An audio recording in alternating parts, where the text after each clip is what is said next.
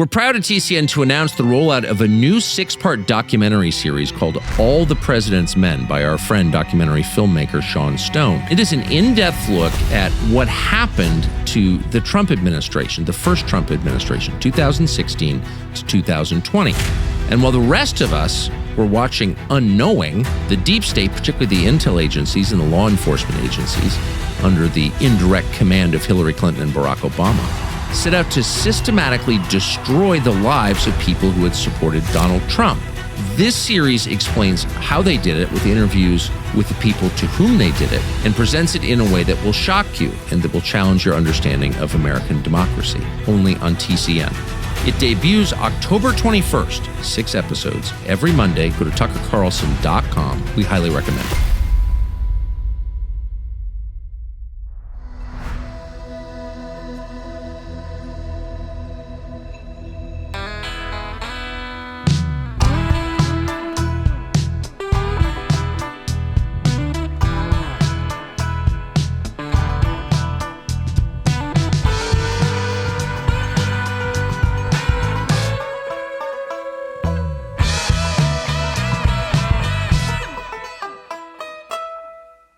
So where are we? So we're 3 weeks out today. What's the state of the race? Well, people say it's going to be close for sure. I don't agree with that. I think it could be one of them could win easily. And I think today that's more likely to be Trump. All the variables that you would look at to say who's going to win point towards Trump, with 4 big exceptions that I know is what the Democrats are relying on. So barring these 4 things coming together, I think Trump will win, and I think he might win easily. But she could still win. Number 1 is abortion. Yep. Just don't know how big a vote it will be. Now, I say to people, why wouldn't that be showing up in the polls now? Why would that be a secret? But the reality is there's an emotion to that issue. As you know, politics is about emotion more than anything else. There's an emotion to that issue that may be bigger than is currently measured. Number 2 is... But to be clear, that's not showing up in the public polls right now. Well, I mean, by definition, it's not showing up in the 2 places you look for. One is in the horse race. She's not way ahead in the horse race. And number 2, when we ask people, what's the most important issue to you? Abortion is well behind the economy, inflation, immigration. But we've seen its electoral power. And we know that Donald Trump thinks it's a big issue because he's struggled to neutralize it. He's not doing that for fun. He's doing that because he sees the same data, that there's a power to this issue that may be beyond the current measurements. That's number 1. Number 2 is a gender gap. Just the reality that women vote more than men. And again, it connects to abortion, but it's not just about abortion, because a lot of women don't like Donald Trump. That may just power a victory. 3 is her ground game. Right, the mechanical process. Her campaign is run. The chair of her campaign is someone who grew up as a field person. I don't think that's ever happened in a major presidential campaign before. And they have way more money. And President Trump has gone out of his way to demonize early voting. He's trying to change it now. But the mechanics of that, if it is in fact close, people say that could be worth 3 points. 3 points could well be significantly bigger. Yeah. And then lastly is the notion that he has a ceiling. That if the third party vote is very low, and it's much more likely to be low like it was in 20 than high like it was in 16 from the Libertarians and the Greens and Cornel West, then it may be that he can't get above 47%.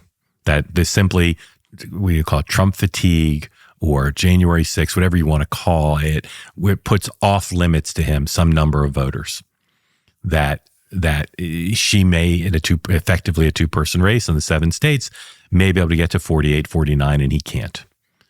Those 4 things are what give Democrats hope that they can win. But in my reporting over the last week, Republicans are not measuring the drapes and picking the cabinet, but pretty close to it. Not at the level they were at the convention when Joe Biden was still their opponent, but there's extreme confidence that they're going to take the House, take the Senate, take the White House.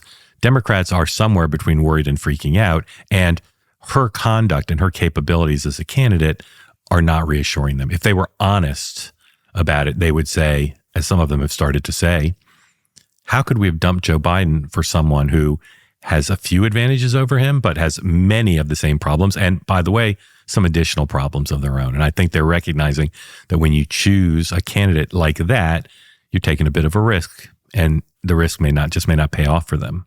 So on what basis are they evaluating the race? Like, what polls are both sides, people, you listen to the smart people with predictive success over time, like what are they looking at?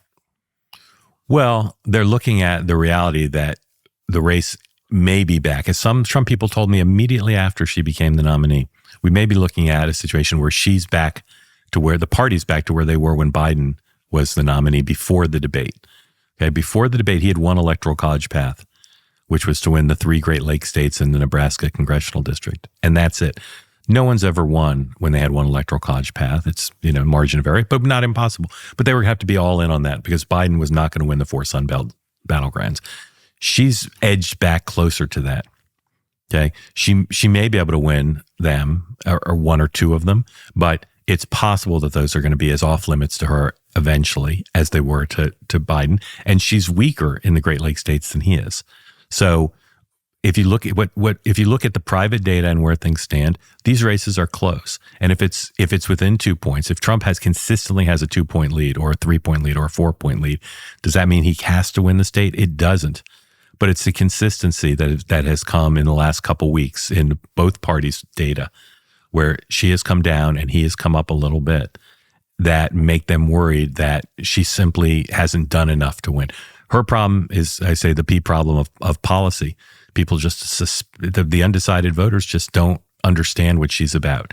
And she has not done, some of them find it insulting how little she's explained what she's about.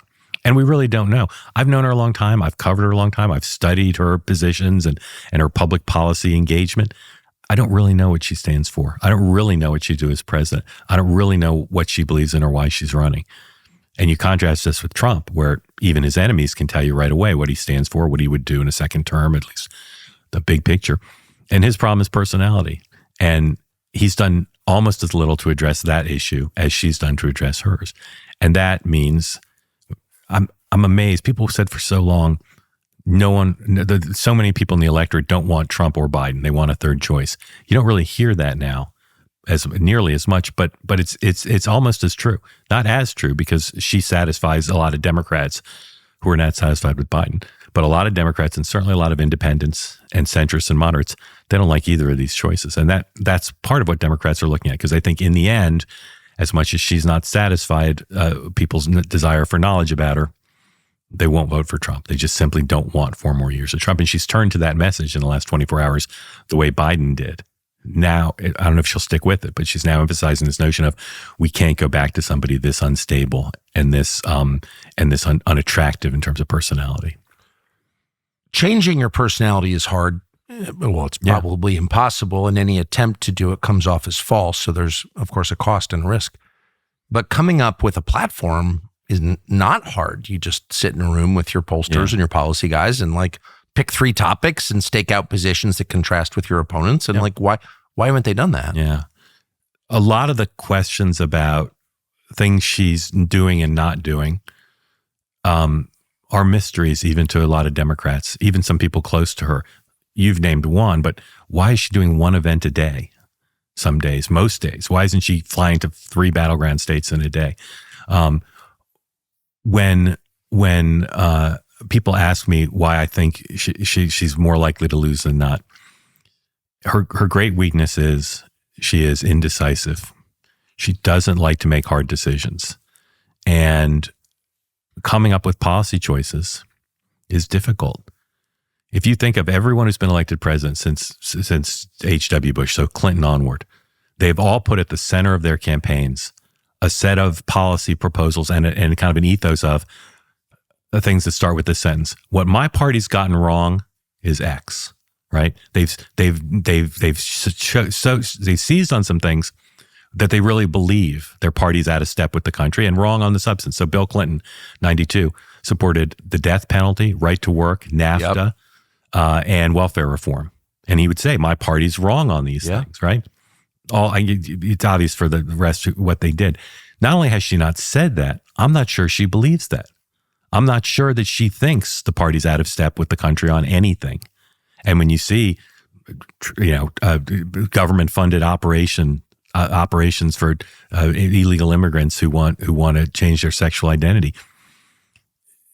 No way would Bill Clinton or Barack Obama or Hillary Clinton or John Kerry, no way would they have said, I'm for that. What is she? Because there's not strong public support for that. No, just the opposite. So we say, why can't she come up with a platform? Any position she takes is going to be criticized if she moves to the center by the left. And if and even on the left, even if she takes something further to the left, as she has some of the things she's come up with, new government spending programs and tax programs, they're still subject to be criticized. And she doesn't like to be criticized. She'd rather try not to take positions. Now, the other day. But can I just ask, even within the Democratic Party, which I routinely dismiss as crazy and evil and poisonous and all that, but paying for sex changes for legal aliens, that can't be a hugely popular issue, even within the party. It isn't, but it is a popular position for the loudest, angriest, most influential part of the party. But if you do the Sister Soldier, that actually works. So if your goal is to get elected, I mean, this is an amoral evaluation of this, right? But you just denounce the unpopular wackos in your party. It's not hard. Right? Well, it's hard for her because she's indecisive. She doesn't like that. That is, I think, what explains it. Her big Sister Soldier moment was to say, I want to raise the capital gains tax rate less than Joe Biden. That was her big Sister Soldier moment. She also, you look at her career, she's not really been a font of policy ideas. No. And that, she's stolen a lot of Trump's ideas, which, the Trump people don't like, but I guess it's smart if the other side's got a smart idea and you can claim it do. But in terms of original ideas, she's just not been her thing. And again, I think partly is she doesn't like to go onto terrain where people might shoot at her from the left or the right or both. And she is in a complex position just because of the nature of how she got to where she is now. The fact that there's a sitting president sort of in the shadows behind her. What is her relationship like with Biden? Well, it's gotten a little bit frayed of late because there are people who say he doesn't want her to win. I think he does want her to win. There are people who say he only wants her to win without disrespecting him, even though he has said privately to her and the teams have said to each other, she needs to do what she needs to do to win. I mean, I saw his mental decline in 2017. Yeah, I did too. I saw him do a public event for a book in 2017, and I said after the event, thank goodness he's off the public stage. Thank goodness this didn't happen earlier. And so those of us who knew him before, and speaking for myself, I always liked him in a very shallow way, but he's fun to be around. Totally. And sort of large personality, touchy Irish guy. Yeah. I like people like that. Yeah. But those of us who knew him, it was immediately obvious that he had some sort of cognitive decline. I mean, it was just obvious. So I think the things he's done of late that the press casts as hurting her, I just think he's doing because he's not super sharp. He's kind of out of it. And the staff is, as they have when he was still the nominee, being deferential to him. But there is again, just recently, in the last 10 days or so, there have been a number of things, like he went out in the briefing room right when she was starting her event. No one's really explained how that happened. It's hard to coordinate, right, between the West Wing, Wilmington, and the vice president's office. Like, those are three entities, busy people doing other things besides coordinating. So I think they've dropped some stitches. I think they're determined to stop dropping stitches the rest of the way. So you don't think it's passive aggression? I don't think it is. There are many people I respect who think it is. I don't think it is. I think it's hard, and he's not up to doing hard things. And even though she's not campaigning very much, she's still on the road. And I just think they're dropping stitches. I really don't think there's a passive aggressive or even a mixed feeling about it. I think he wants her to win. I mean, the toughest question for her that I have seen is, how will you be different from Joe Biden? Yeah. Why haven't they thought through a better answer? Again, it's hard to get a straight answer about that. I think there are three things at play. Number one, She doesn't want to appear disloyal. And that is something he does care about. As I said, he wants her to win, but he wants her to win his way. He doesn't want her to win at his expense. Okay. That is an ambivalence, but not the fundamental question of does he want her to win. So number one, she doesn't want to disrespect him. Number two, taking different positions from him involves risk. There could be a backlash, right? And she doesn't, as I've said, that's her main problem. She doesn't like to take risks. And then finally, there's just a basic performative question with her. That's not her only bad answer, right? That's the one that people have focused on the most. But she's just not good at delivering sound bites or complicated messages in a way that is helpful to her. She does these interviews where nothing bad happens and they give high fives that nothing bad happened or only a few bad things happen. None of these interviews has she come out of it where people said, wow, now I get it. Now I get why this person should be my president. And that's, again, just testament to she's just not that good at this thing called answering questions that are hard or easy. What do the donors who put her there think of all of this? Yeah. So I'd say impressionistically, because I haven't talked to them all, but impressionistically, about 80% of them are just, we got to look forward. The election's coming up. Trump must lose. We have to do everything we can to help. 20% say, how could we possibly have replaced, we all said the only Democrat who could lose to Donald Trump was Joe Biden. How could we have possibly played a role in replacing him with apparently the only other person who could lose to Donald Trump? Now, Joe Biden and I and Kamala Harris would say these other Democrats would be struggling as much or maybe more than she would, even though they wouldn't have been as burdened with the Biden-Harris record. So what they're saying is this is the best we could do. This is better than Biden. The pollsters are saying, the public polls are saying she can still win it. Let's put our heads down and win. But there will be a lot of soul searching about how they possibly could have placed her in this role without the benefits of actually beating Donald Trump. How did that? I think you were one of the maybe the first person to report that this was coming, that Biden was going to step aside. How'd you know that, by the way? I predicted it, but just predicted. Yeah, you reported it. Yeah. So how did you know that? And how did that happen? Yeah. I reported it against my instincts because I did not believe Joe Biden would give the nomination up. First of all, it's embarrassing and, it's staying on his legacy as much as they built it up as great for his legacy.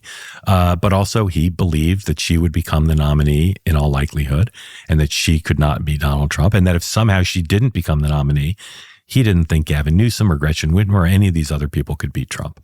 And I think 2 years ago, Biden didn't think Kamala Harris could win. No. Or be a good president, as I understand it. So he was really, yeah.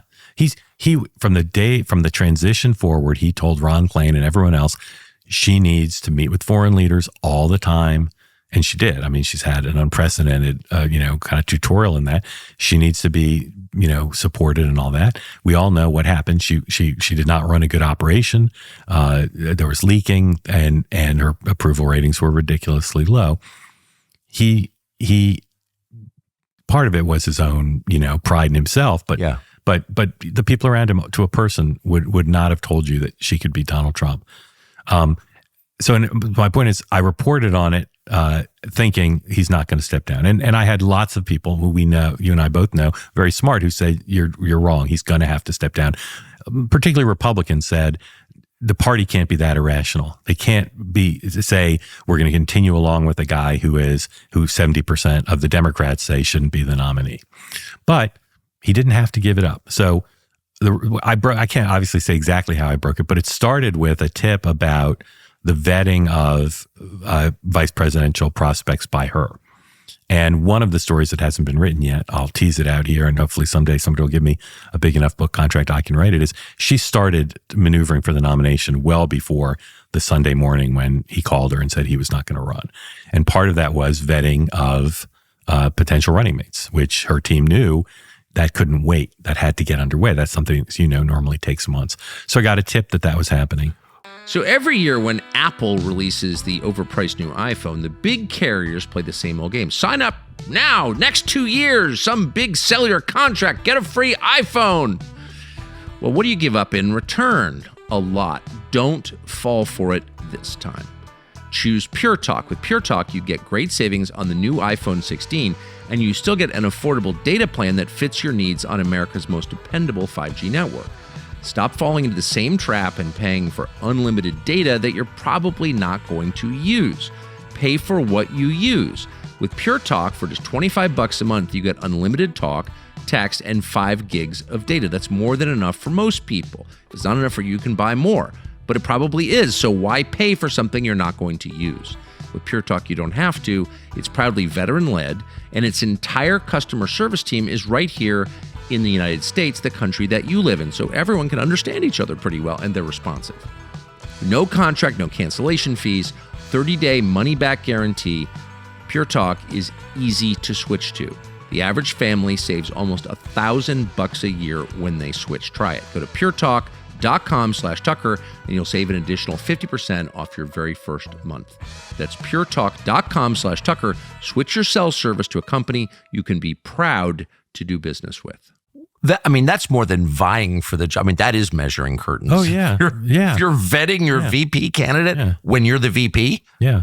But because she knew, as my sources did, that he was strongly considering getting out, and more than strongly considering. There was a period of at least a week and maybe more where amongst a very small circle of people, the default was he's getting out. And it's just a matter of when and how. You'll recall he got COVID, and that kind of delayed things a little bit. Was that actually COVID? I don't know of any reason to believe it wasn't. I know there's lots of speculation about it, but I think it was. So on one track, you have him sort of starting to realize he needs to. And then you have the Pelosi track. And the Pelosi track is part of why I was able to report what I was able to report, because she was determined to get him out. And she saw that Hakeem Jeffries and Chuck Schumer and the donors were not doing enough to get him out. And so she felt she had no choice but to get him out. But again, not reported yet, she didn't want it to be Kamala Harris. She wanted Shapiro to run, governor of Pennsylvania. So she intended there to be a two-step process. And I'm not sure, because I don't know this from her, and I would take it only from her. I'm not sure if she knew the outcome, whether she still would have been for it.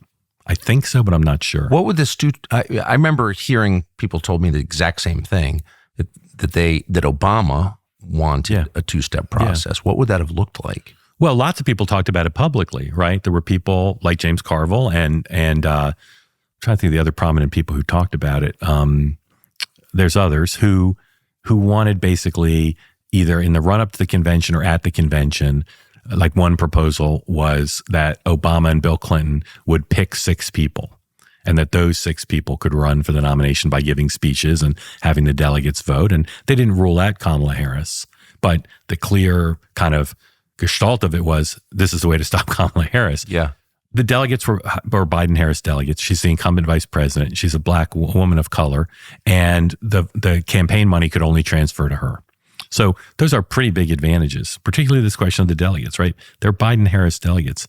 Were they going to vote for somebody else in a competitive contest? So the assumption was, even if you couldn't get her to stand down, and they knew they probably couldn't get her to stand down, who's going to run against that? Who's going to run against somebody with all of those advantages? And so I think what some people don't take sufficiently into account is the clock was ticking. If they'd had a year to figure this out, maybe things would have gone differently. But they didn't have much time. And the minute she made it clear to people she was going forward, and you asked these other people, will you run against her? None of them wanted to. None of them wanted to. So it wasn't a matter of who didn't? I thought Gretchen Whitmer wanted to. No, well, first of all, my sense of the people who get talked about, the half dozen, none of them are in a John Edwards, Barack Obama, George W. Bush school of, I must be president. And of course, Bush was relatively ambivalent, but he is like, yes, that's something I want. I think if you look at the 6 of them, not only are they ambivalent about running, let alone running against an incumbent vice president, I'm not sure if you offered them the presidency, any of them would take it like that. And some people think I'm naive about that. There are politicians who are ambitious who think about the White House. But just from knowing them and the people around them, I don't think you could say about any of them, automatic, here are the keys to 1600. I don't know that they would take it. And I say that without hoping I don't sound naive. They're politicians who we have aspirations, but they're all They're all relatively young. Some of them have younger kids. Yeah. They recognize the downsides of how it changes your life forever. And none of them are, again, in the sort of classic Bill Clinton, like, I'm at Georgetown plotting how to get to the White House. Right. They're just not like that. So I absolutely strongly agree with what you just said. okay, good. I've seen it happen. I saw Chris Christie. I saw him do that in 2012. Exactly. There are plenty of people. It's a big step. Yeah, it's a life-changing step. And if you've got younger kids, it's just like, for some of them, it's a non-starter. Or if you've got a spouse who's ambivalent. Exactly. You can't do that. And if you look at the politics of the era we're in now, like, a Democratic president is going to be attacked every minute on social media, no matter how good a job they do. Unless they can revolutionize our political culture, they're just going to have, constantly bombarded. None of them have national security experience. Like, it's a big job. So in some ways, in retrospect, it was a fantasy to think anybody would run against her, to say, I'm going to tear away Biden-Harris delegates. In addition, how are you going to design a system really where Bill Clinton and Barack Obama get to pick? They were put a premium on, and she did, the nomination wasn't handed to her. And it really, in some ways, it wasn't. She earned it in the sense that she figured out what the rules of the game were, and she won the game. Yeah, I mean, if you had Obama and Clinton just make the decision, you'd have to admit publicly that it really is an oligarchy. Correct. And so would they pick Bernie Sanders? He might win if they picked Bernie Sanders. They faced that problem twice before. Yeah. So I was able to figure out that she was underway, and then I was able to figure out that he was working on a withdrawal plan. And then I was able to figure out that he had decided to withdraw as early as that weekend. This was on the Thursday night, the final night of the Republican convention. And, people said, how could you risk, I don't work for a big legacy news organization with lawyers and, PR people. How could you risk reporting it? I had it just completely nailed. It wasn't like a tough call to report it. I reported that he was not going to endorse her, which when I reported it was true. What happened after I reported that was there were people in her camp who didn't want him to endorse her because he didn't want it to seem like a coronation. They were confident that she'd be the nominee, and they didn't want it to be the president chose the vice president. But he got a lot of heat from the minute I reported that, from women close to her who felt differently about it, and some women in Congress who said it would look horrible for you not to endorse her. So from the time I reported, I think because I reported it till Sunday, he changed his mind and decided, yes, he would endorse her. But others, as you know, did not, because they wanted to not create the impression that this was just an elite, selection of the new nominee. How did he? I still don't fully understand how he dropped out. So the media, which had cheerled for him, obviously, but had stopped. Not only stopped, they started attacking him. Yeah, right. So there's that. I felt that was a big deal, just as an observer. Yeah. But Biden himself was resolute, at least in public, but also every story you read said in private he was resolute, and then it just seemed to change. Well, it's the normal thing. It happens gradually, and then all of a sudden. Exactly. So I'm very frustrated with our business and with kind of our political media culture that for 7 years there could be this cover-up of all the major organizations. How many years have you been in this business? Since 1987. Long time. We're moving toward 40. Yeah, okay. yeah. So just for people. I think this is the worst scandal in American journalism history, because anyone knew what was happening. The public knew what was happening, and yet the cover-up continued. And when the cover-up was exploded, of Biden's condition, a decline of acuity, he spoke to a dead congresswoman. I mean, what more do we need to know? A congresswoman who had died. You know what I'm talking about? Yeah. Okay. He speaks to a dead congresswoman, and his press secretary says he spoke to her because she was top of mind because he was going to be meeting with her family. That's not forgetting somebody's name. That is a loss of acuity, which would disqualify him from being a museum docent. Right. Much less having access to the nuclear codes. So that cover-up goes because some affection for Biden, the bullying of his staff, but primarily because of the desire to make sure Donald Trump doesn't win. And then when there becomes no choice But to say we got to get rid of him now because he's a threat to the Republic because Trump could beat him, they turn against him. They never acknowledge their participation as co-conspirators in a 7-year-long cover-up. And then the same people get to cover the new candidate and Trump. It's staggering to me. Like after weapons of mass destruction, there was some soul searching. Yes. After the Mueller investigation, there was some, not more than 5%, but some acknowledgement that perhaps the coverage was a little bit off. There's been zero, as I see it, zero soul searching acknowledgement. We wrote story after story about how Trump misspeaks too, and Biden, there are days when he's good, and there are days still to this day. There are days when he's fine. But we all have seen people in decline. They have good days and bad days. Of course. They shouldn't be president. And that's not a partisan statement. That's just a statement about the rigors of the job. But the press turned on him and then acted like they had not propped him up for 7 years. In one day, in 1 hour, watching my former colleagues on CNN pivot like that. Yeah. It's incredible. I couldn't. So I was out of the country when that happened, and which made it even weirder to watch, your country from the other side of the world and wonder what is going on here. And it looked very much like a setup. Very much like a setup. I think that because they all said the same thing at exactly the same moment. Yeah, I think that they just. I don't think the conspiracy is that discussed. They just all have the exact same orientation and they're bullied in the same way. So I don't know that they have to and react to the bullying the same way. So I don't know that they had to discuss it. I do know that when I would talk to White House reporters privately for major news organizations, they would acknowledge Biden, the acuity decline was substantial. They saw it. They just were in newsrooms where it was impermissible to say it. How could you not report? I don't know, but no one did, except for people from places like Newsmax and Fox. No one did. I really do wonder how people look back on that because, again, they've moved on now. But you know them all very well. I don't know how they think about this. By the way, for people who don't follow this stuff, people who are watching this, I mean, I should just say the obvious, which is you are not just part of the news business, but really at the center of the political news business for, many decades. What seems like decades. Because I think it was. Yeah. I was there. So you know every single person personally. I mean, I just know that. Well, I know a lot of them. There's a bunch of new ones, right? All right, but I'm saying I know a lot of them. Anyone over 30, Yeah. So what do they say? I don't understand how they could explain that. The presidency now, but you don't tell your viewers or readers that?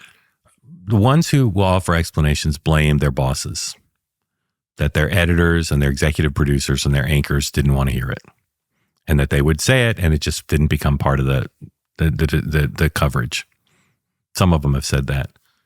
But again, to me, the failure to acknowledge it, what they did, I won't say it's worse than the original crime, but it's pretty bad. It's pretty bad. And of course, along with lawfare, it helps Trump extraordinarily because people say sometimes in our business, I trust the American people. They're way ahead of us. On this one, it's true. It's not just a trope. Yeah. American people, including Democrats, they saw what was happening. They saw the clips on social media. And that period leading up to the debate, like when he was overseas, when the White House said, what was the word they had for it? Cheap fake, that these clips are selectively edited. I'd say he talked to a dead congresswoman. We don't need more examples. Yeah. Sure, are there some Republicans and some red people online who choose bad examples? There are. But we don't need good or bad examples. His mental acuity decline is obvious. And so everybody knew, just to bottom line it, everybody who covers politics in Washington, covers the presidency, knew. Of course. How could you not? Now, they might have had a different sense of how bad it was. Right. But I'll give you an example of the lack of accountability. Not only have they not acknowledged their own role, what about the role of the people around the president who to this day say he didn't decide not to run because he had to acknowledge that his loss of mental acuity made it unlikely he could beat Trump.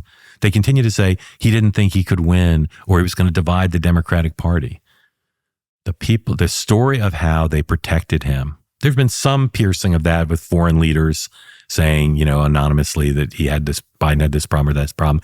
You had the Wall Street Journal piece, which was actually weak tea about mostly Republicans saying. It was an absurd piece. Yeah, it was so ridiculous. But I know many examples, most of which I can't describe because of the terms in which they were shared with me. But Democratic members of Congress knew full well. Of course. And that Wall Street Journal piece, the editors of the Wall Street Journal, I'll just say I think are very dishonest, but I know that they are, but some of them.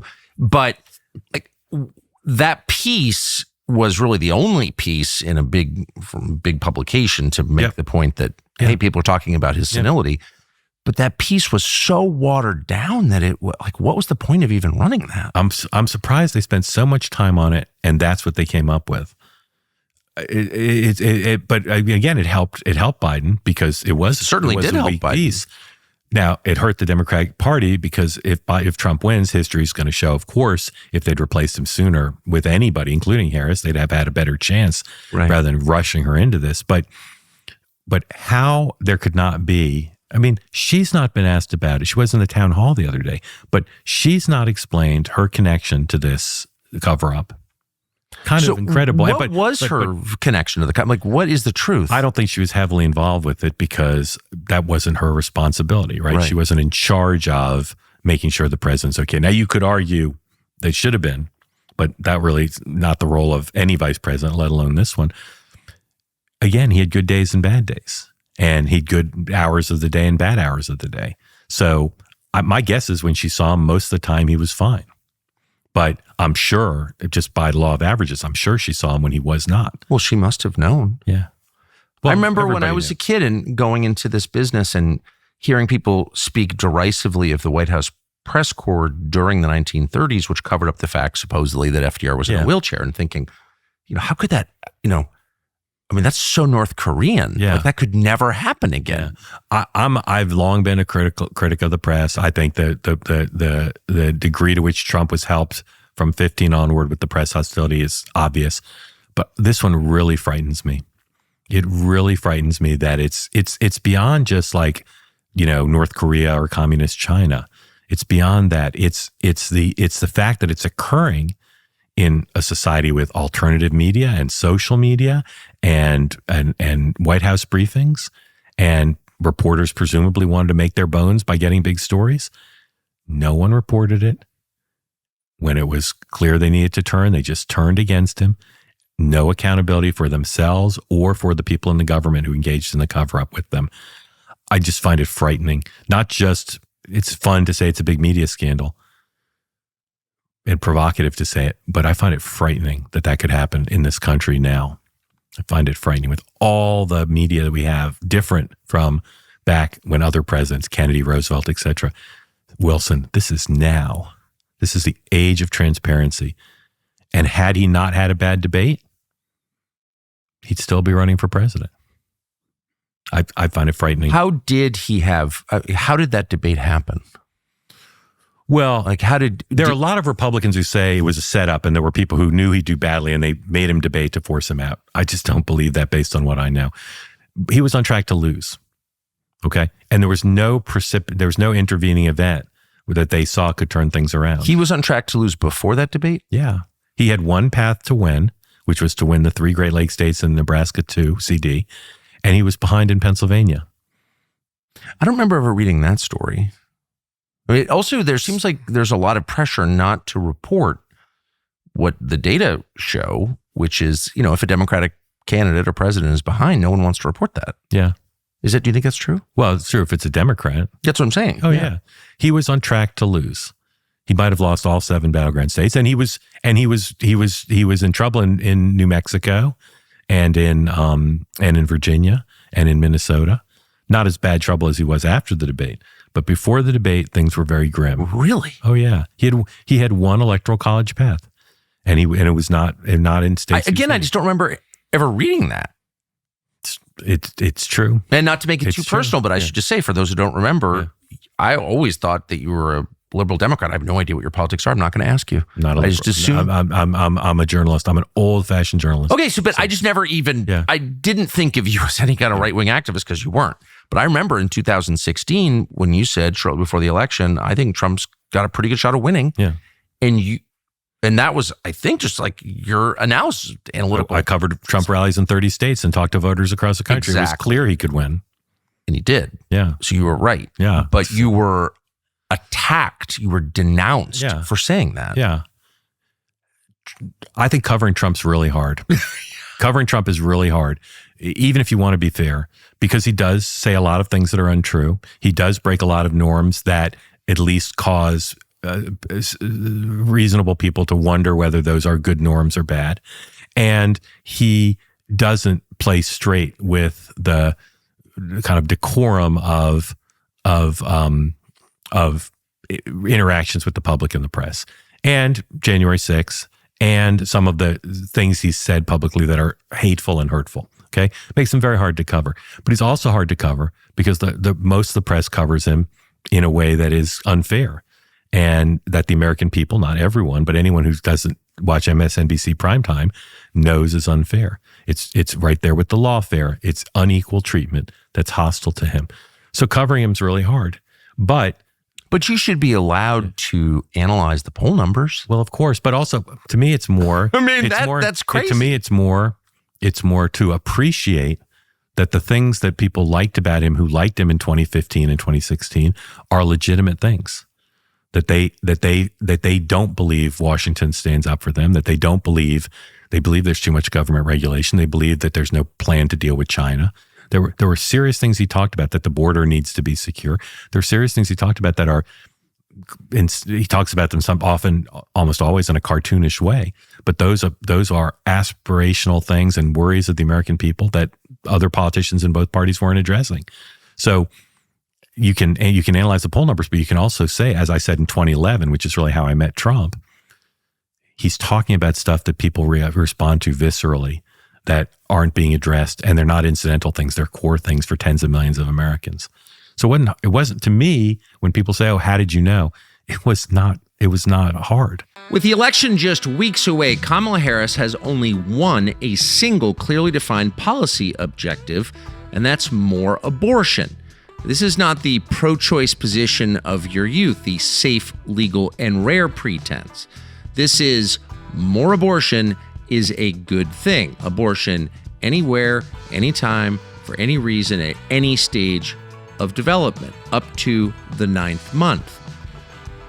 Who can be for that? Well, the modern Democratic Party is for that.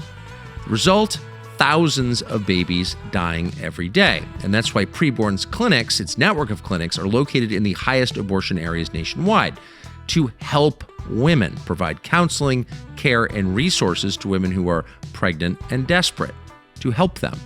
Preborn has, over the years, rescued 300,000 children, all while sharing the message of God's love and offering up to 2 years of aftercare. The Preborn approach is changing hearts for generations to come. And that's the key, changing minds and saving people. They do this with ultrasound. One ultrasound costs just $28. That's roughly the price of a very cheap dinner, maybe fast food. And for that, you can sponsor 5 ultrasounds for $140. Preborn are committed to saving as many children as possible, changing minds, changing hearts, and they need your help to do that. Abortion should not be the basis of an entire political party. Even if you're pro-choice, that's disgusting. So if you want to help donate securely, visit preborn.com/Tucker or call #250 and use the keyword baby. But right. Well, I agree with you completely. And I also wrote a story in Politico making some of these points, but I wasn't attacked for it because I was already on the outside. You were the inside. And I just thought the response to you was so interesting in 2016 because really the demand was not that, you be like a Democratic partisan. The demand was that you just deny observable reality. Yes. And that's a different thing. So I have great empathy for the people who support Trump and who are angry that the establishment media and universities and all these liberal cultural institutions are hostile to them. I appreciate, and to see their candidate get 4 indictments that are wholly political, even though some of the underlying actions were wrong, but wholly political indictments. But I also have sympathy for the people of Trump derangement syndrome. I get why they think this is the worst thing that could happen to America. And I hear it from Democrats all the time who say, Donald Trump being president is not the worst thing that's ever happened in my life politically. It's the worst thing that's ever happened in my life.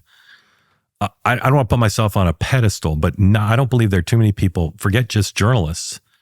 I don't think there are a lot of people who have empathy and understanding for both those groups. And I think that's the core challenge for the country right now, is for all of us to try to understand both groups. But why do you, I mean, you're from Washington, D.C. Your father worked at high levels of government.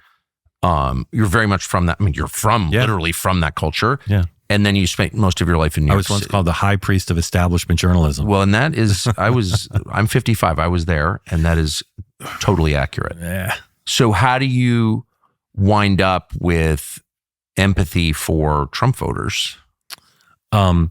Because 3 things. One is I covered Bill Clinton, was the first presidential candidate I covered, and I went to 46 states with him and listened to people unhappy with the status quo. Not just the short-term economic pain, but the long-term dislocation we've seen since with surveys. Are your kids going to have the same economic future you did? No.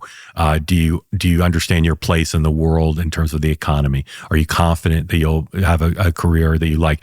Are social changes, is the society changing in ways that are offensive to you or unsettling to you? So I saw the importance of getting out of Washington and New York and watching presidential candidates talk to voters and talking to the voters. And I saw some people like Bill Clinton and Donald Trump and Ronald Reagan, I'd put those 3 ahead of the others, saw the mood of the country and saw that their party was not necessarily addressing everything that needed to be addressed. And they did. So that's number 1, is I just understood the concept of someone speaking against the status quo and the establishment. Number 2, I've always seen liberal media bias, even when early in my career. Peter Jennings was my mentor. He saw it too. He was ahead of his time in understanding half our potential consumers were conservative. And so you have to constantly be questioning whether your news product and your analysis is appealing to the entire country and not just the people on the Upper West Side of Manhattan. And then lastly, I've always been concerned that the how do I explain this? It's like you have to be honest as a journalist. You can't just not go with the Upper West Side, Washington, D.C. mentality, but you have to be constantly questioning the assumptions. That's core to the job. And so I did that, whether it's politics or not. Are we thinking about this the right way? I covered the gaming industry for a little bit and am fascinated by it. And I think the way we cover the gaming industry in this country is insane. And it needs to be different. If you look at most coverage of it, it's not. So you can say it about sports. What does that mean? Not to get too sidetracked, but I'm interested. What does that mean? It's a huge business that's completely unscrutinized. Are you, pardon my total ignorance, because I hate all of it. Yeah. Are you talking about gambling or computer games? No. Well, I could say it about both, but I would say too about social media and about kids on iPads. No, we're just talking about casinos, sports betting, gambling. Yeah. How is it covered that you think is wrong? Well, it's barely covered. And it's the fact that it's like regressive, that it hurts poor people. Yeah. The fact that these businesses are extremely powerful and they're lobbyists and they rarely have rules that are deleterious to their interests. And the fact that they create economic opportunity some places that has been successful, but just it's one of the biggest businesses in the world. And it's you pick up the New York Times, the Wall Street Journal, Washington Post, Associated Press, the networks, they're barely covering it. And when they do, they're not covering, to me, the essence of what it's really like. So when I covered it, I got backlash from the people in the business, both in the journalism business covering it and from the gaming industry, because I was coming in and questioning assumptions. How as a society are we thinking about this? I don't think we're thinking about it at all. Well, we're not, but we should be, both the positive, but also the negative, the lives it destroys and the percentage of people's household income that they use on it. I find it insane. So I'm embarrassed that I haven't, again, I don't want to get sidetracked, but since you said that out loud, I'm one of the people who's ignored it. And think about how much coverage you've ever read in the New York Times about the gaming industry. I learned the other day that it's really common for young men in their 20s, recent college graduates, who by definition have no money, most of them, to spend a lot on sports gambling. Yes, it's a huge thing, and the recruitment of athletes to raise the brand identity of the individual companies. It's a massive business and just uncovered, and it's massive. I forget how big it is, but it's huge. It's like bigger than like Hollywood something combined. It's just really, oh yeah, it's huge. It's huge. So again, I just always, as a journalist, have said, people say Trump can't win. Well, I saw him speak at CPAC in 2011. That guy could win. And so just going to question. But they did, am I misremembering this? You were attacked viciously just for observing that, correct? Not in 2011. I was attacked. No, in 2016. Oh, in 2016, yes. Yes, I was attacked viciously. But I'm saying I saw it in 2011 as I started my relationship with Trump. I saw him speak at CPAC where Mitch Daniels and a bunch of potential presidential candidates spoke. And I went on TV the next morning and said Trump was the best speaker, not just because of the performance, but he got the best reaction. Yes. And you may not take him seriously as a presidential candidate, but you need to take what he's running on and talking about seriously. And I say always that Donald Trump is in some ways a complicated man, but in some ways he's simple. If you say nice things about him on television, he likes you. So he called me up and invited me over to Trump Tower. And I mean, he wasn't like my best friend, but I talked to him about politics then pretty consistently from 2011 to 2015. And part of why I had some access to him was because when people on the networks were interviewing him and talking about him because he's a good box office, but mocking the notion that he could win, I took him seriously. Incredible. And then took heat for it, obviously, when he actually won. Big heat for it. Yeah. So I keep getting sidetracked, my apologies, but how exactly did it happen that Biden went from telling the world, telling people around him that he was going to stay in with the full support, I think, of his wife and son, to announcing that he was not running again? The data was very grim and inarguable. Yeah. And he was presented with a lot of it. But Nancy Pelosi, who, as I understand it, has not spoken to him since he got out of the race, as we sit here today. Really? That's what she said, I believe, in an interview I just read. She knew where the pressure points were. She's extremely skillful, right? She knew what it would take to get him to cry uncle. And I'm not sure exactly what that included, except more and more governors and members of Congress saying he had to step down, donors saying they would not write a single additional check, right? So if you're the incumbent president and your fundraising dries up pretty completely, because he wasn't raising small dollars, right? He was reliant on big checks. Could you stay in the race if leading members of your party called for you to resign? Could you stay in the race if you had no money to run a campaign and really had to lay off tons of your staff, not be able to afford advertisement, not be able to fly around and do big rallies? Could you stay in? You could. But if Nancy Pelosi is saying to you, you will have no money, you will have almost no one supporting your continuing on, donors, celebrities, members of Congress, governors, you will lose and you will be blamed in history for having stayed in and lost to Donald Trump. Or we can celebrate you at the convention. We can say you're like George Washington and you can salvage your reputation. I think presented with those choices, he didn't have a choice. What was Obama's role? To talk to Pelosi and Schumer and others, Clyburn and others, about how you get him out, how you design a process to replace him to maximize the chances of the party winning, and to try not to get his backup, right? The psychodrama between him and Obama is real. I don't think it is between him and Kamala Harris, but between him and Obama, it's real. I remember Hunter Biden, who was my neighbor for many years, telling me more than once, when Biden was vice president, how much they despised Barack Obama. He despised Barack Obama. Well, what he did to Joe Biden in 2016, a man who'd run for president twice, who thought it was his birthright to then be the nominee in 16, to say, we're going with Hillary Clinton. That in the Biden family, that's as bad as it gets. That's as treacherous as it gets. So, and then in 2020, he didn't really support him until he had to, when it was just him and Bernie. So Obama had to worry, and this is why Pelosi was singular. If it hadn't been for Nancy Pelosi, I don't think this would have happened. He had to not get Biden's backup. Biden had to see this as inevitable, but minimizing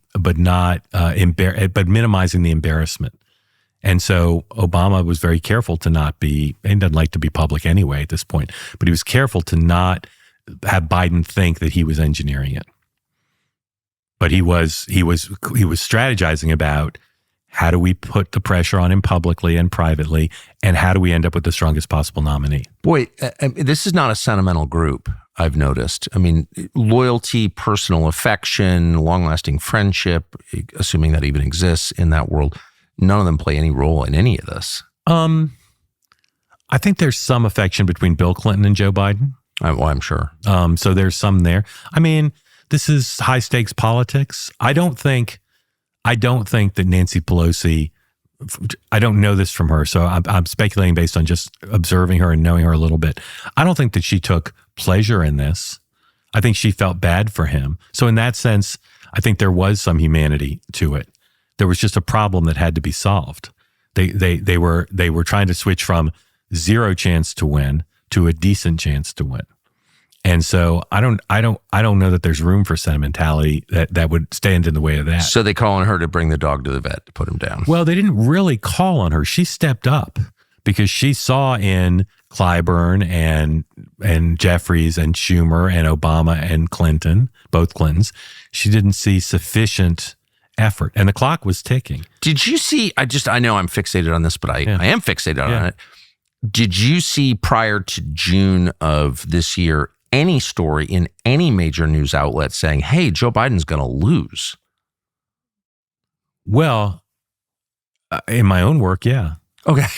In my own you've work. been exiled from that world. I mean, no, because they couldn't. I mean, you saw stories in this before they agreed to debate. You saw stories that said his fundraising was a real problem. You saw stories that said he was having problems in like New Hampshire and Virginia and New Mexico and Minnesota. You saw stories saying he was having problems over the Israel war. You even saw the press covering immigration like they'd never covered it before, not the way they would if it were on the other foot. You saw the coverage of inflation. Yeah, you saw the coverage. Part of why he had to agree to the debate was the coverage was they turned on him to an extent, not to the extent they were trying to drive him out of the race, except for a few columnists. But yeah, the coverage of Biden from February or so onward was quite negative. So we just got back from a month on the road, coast to coast and everywhere in between, 16 cities in 30 days. And I've got to say, almost everyone on our team looked suspiciously well rested every morning as we got back on the plane. It turns out most of them are using a product called Sambrosa, which is one of the sponsors of our tour. Sambrosa blends antihistamine with a syrup of herbs and honey and is designed to help you sleep well, waking up feeling refreshed and revitalized. And based on the sunny, cheerful faces of the people I work with, it works. It's inexpensive. It's less than 50 cents a night. And we know the people who own the company, and they are great people. They are faithful people, and they are about the happiest family we've ever run across. The product, Sambrosa, has a ton of 5-star reviews. You can check it out on their website, sambrosa.com. What's the underlying illness that he suffers from? No idea. How crazy is that a nation on the cusp of nuclear war, which we are to this day, could have a commander-in-chief suffering from some illness and nobody demands to find out what it is? Crazy. And the fact that I mean, again, this goes to the press corps part of the conspiracy. His doctor was never made available to answer questions. That is standard. But they had a Parkinson's specialist come in. Yeah, although the facts on that are still a bit murky. But well, they're totally murky. Yeah, but how they could explain to any White House reporter's satisfaction why they weren't given access to the president's doctor, I can't understand. It just should have been an alarm bell, and they should have brought the briefing room to a halt. We demand to talk to the president's doctor, as we've talked to past presidents' doctors. When this president spoke to a dead congresswoman, we need to access the president's doctor. Yeah, just the way the stiff leg walking and everything, just you turn the sound off and you could tell that there was a profound problem. And the American people knew it. And that's why, I forget the exact numbers, but like 70% said he shouldn't be running. It's like there's a reason why the press had to say the emperor looked fantastic in his new clothes, not, I like the shirt, but I don't like the pants. They had to be all in on the emperor looked fantastic because they couldn't show any weakness. I like the shirt, but not the pants. Exactly. They couldn't show any weakness. Why? Because they couldn't do anything to be accused of helping Trump win. It's not my imagination. The press has always obviously been liberal, always been sympathetic to Democrats, but this posture of like total denial, of absolute big lie, deception, that's a new thing. It's a new thing. It's covering Trump's hard. And just as people on the right, I'll say again, are revolted by the slanted press coverage, the lawfare, the unequal treatment, I think people on the left have proper grievance about the things Trump has done that are, again, antithetical to a lot of what America stands for. They're right about that. He's hard to cover, but the way that most of the press has chosen to deal with it is to just focus on the negative aspects of Trump and disregard the grievances of the other side. But honesty, even leaving aside the ideology or how you think Trump fits into American history, just like, I don't know, if it's raining out, you can't say it's sunny out because that's lying. I agree. But they're besides liberal media bias and besides just the emotional Trump derangement syndrome, they've decided that January 11th and Stormy Daniels and the documents at Mar-a-Lago and his comments about immigrants are more important, are so important that they have to cover those to the exclusion of Americans being killed by people in the country illegally. That's just what they've decided. Is there any sense from within those big media organizations that they've committed suicide? No, their cultural, personal, institutional orientation is towards covering the news for half the country. That's what they do. But as a business, it's like they've destroyed themselves. That's my read on it anyway. I worked for all those companies. I mean, the New York Times has created Wordle and recipes, so they haven't destroyed themselves. There's always going to be a demand for news, and they all adapted, like as you and I discussed, they've adapted way too late. But it's an industry in crisis, but some of the legacy players are finding their way towards digital survival. So I don't think they're all going to disappear, and I think they'll for be sure. But replaced. they're the weaker ones. CBS, I think CBS is almost done.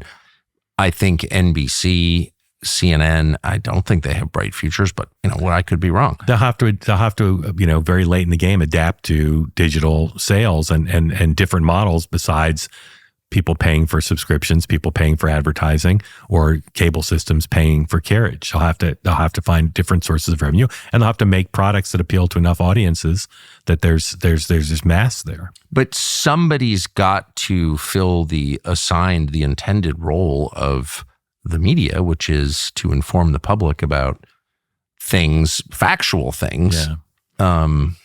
It's a crisis, and not just a crisis in America. Obviously, other countries have this problem, but there is a market for news. People do want news. Well, you have to have it. Yeah. So we just need, whether it's legacy places that find their way or new places like what you're doing, what I'm doing, that that say we're going to make money off of quality content that some number of people like, and we're going to find business models that work. And we're not going to be wedded to the old business models, which is just not going to support journalism. How long were you at ABC? From 87 to 2007. Long time. How many years is that? That's about 20-ish years. No, it's 97, 2007. Did you ever think that you would be part of independent media?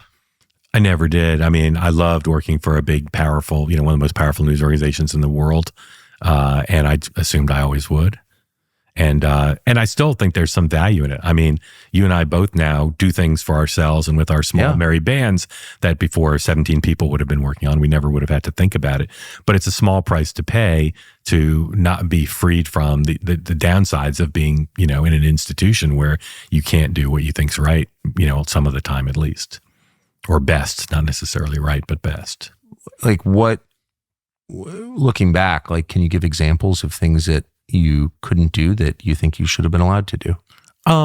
File more Freedom of Information Act requests, even if they were going to annoy people we covered. So if somebody said, well, we're trying to book that person, as a great guest, so please don't file that Freedom of Information Act request.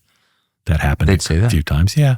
Now, there was another equity involved for the organization, right? They wanted a booking more than my fishing expedition on a FOIA.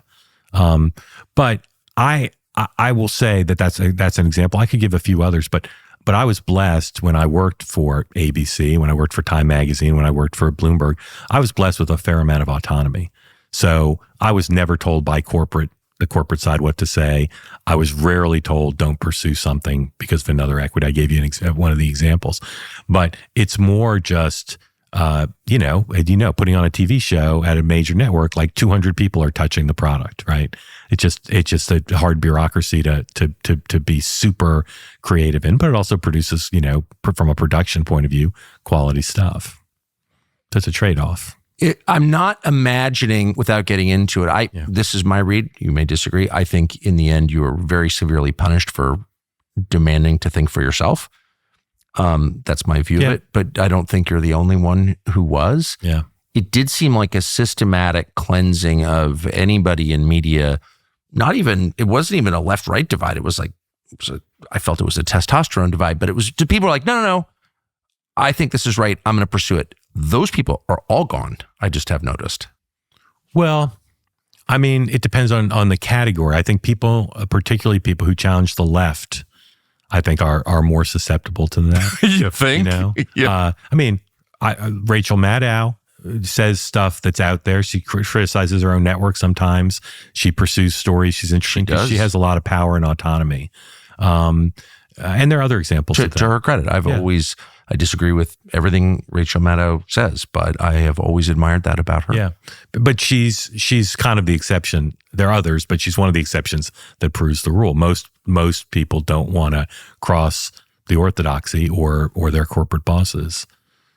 And in that sense, they're not so different than, working for JP Morgan Chase or working for Boeing. Like, there's not a lot of stepping out of line. The difference is, of course, to state the obvious, that journalists are in a business of truth telling and challenging powerful interests and holding powerful interests accountable to the public interest. And sometimes that has to be, either your own employer or sometimes it's liberal Democrats. Well, it's got to be that way, though. It's inherent. That's why we have First Amendment protection. Yeah. Like, the system is set up with a free press at the center of the enterprise, in my opinion. So where are we 5 years, 10 years from now? I thought there was going to be more joking around in this episode. Yeah. No, I'm just interested. It's like the grimmest episode of your program ever.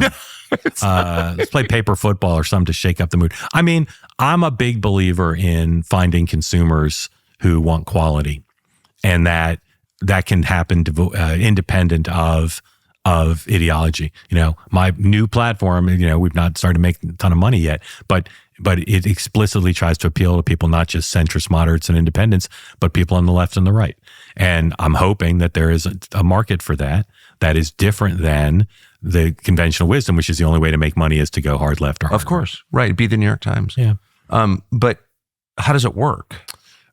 We bring people on who are willing to talk about the country in a way that's not politics of personal destruction. I would say our model is peace, love, and understanding.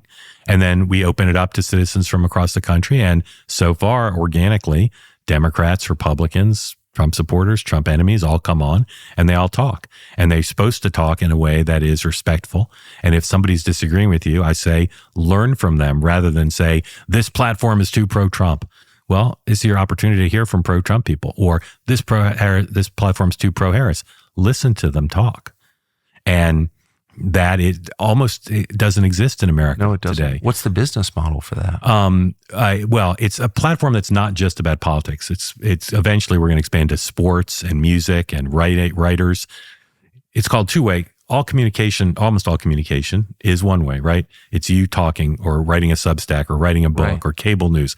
We bring people together with the people they want to hear from. And so if you get the best parenting experts in the world or NFL quarterbacks or great musicians that people are super fans of, sponsorships, payments, super fan payments to that are higher than what they pay for a normal access through live video. And then eventually the ability to be the place that people come for two-way conversations. But in politics, it has the additional element of all voices under one roof. And I have so heartened when people say, liberals will say, I understand why people are for Trump more than I ever have. The other day we had on, just by coincidence, we didn't book them, two young black men, both live in Manhattan or live in New York City, both of whom explained extraordinarily well why they're for Trump and why they don't like the Democratic Party.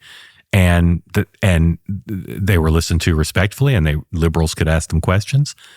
That just doesn't exist anywhere else. No, it doesn't. So I got to say that's consistent with my personal experience of black men specifically. Yeah. Not that I'm around black men all the time, but actually fairly regularly. yeah, Don't know that many black men who are Republicans, but I know zero black men who are liberals. Yeah. Not one. Yeah. I can't remember the last time I met one. yeah.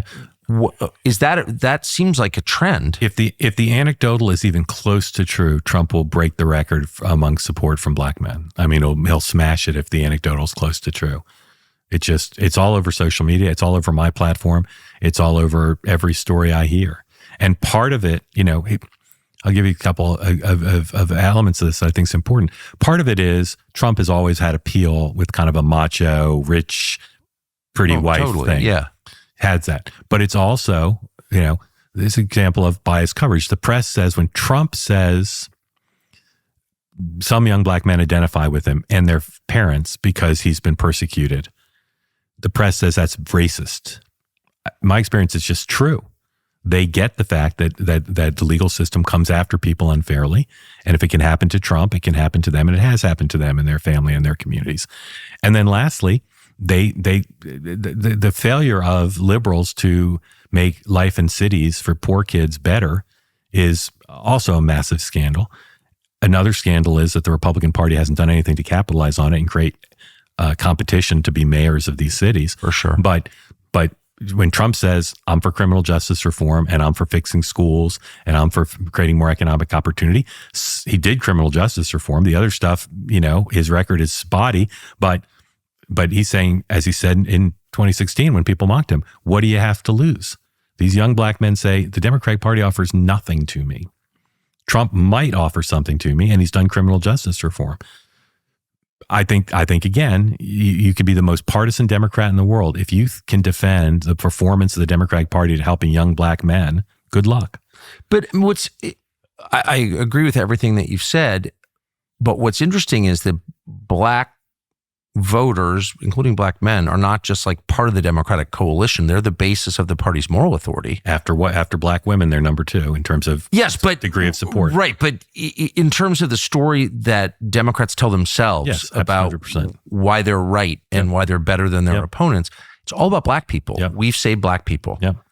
And so how do they, what's it like if you're a Democratic Party, if you're Ron Klain and you all of a sudden all the black guys are against you and for Trump? That must be mind-blowing. Well, of all the sort of canary in the coal mine of those who believe, as some of my sources in both parties do, that Harris is about to lose and maybe somewhat decisively, she's spending 3 days, maybe 4 days at the end of the campaign, spending the majority of her time courting black men.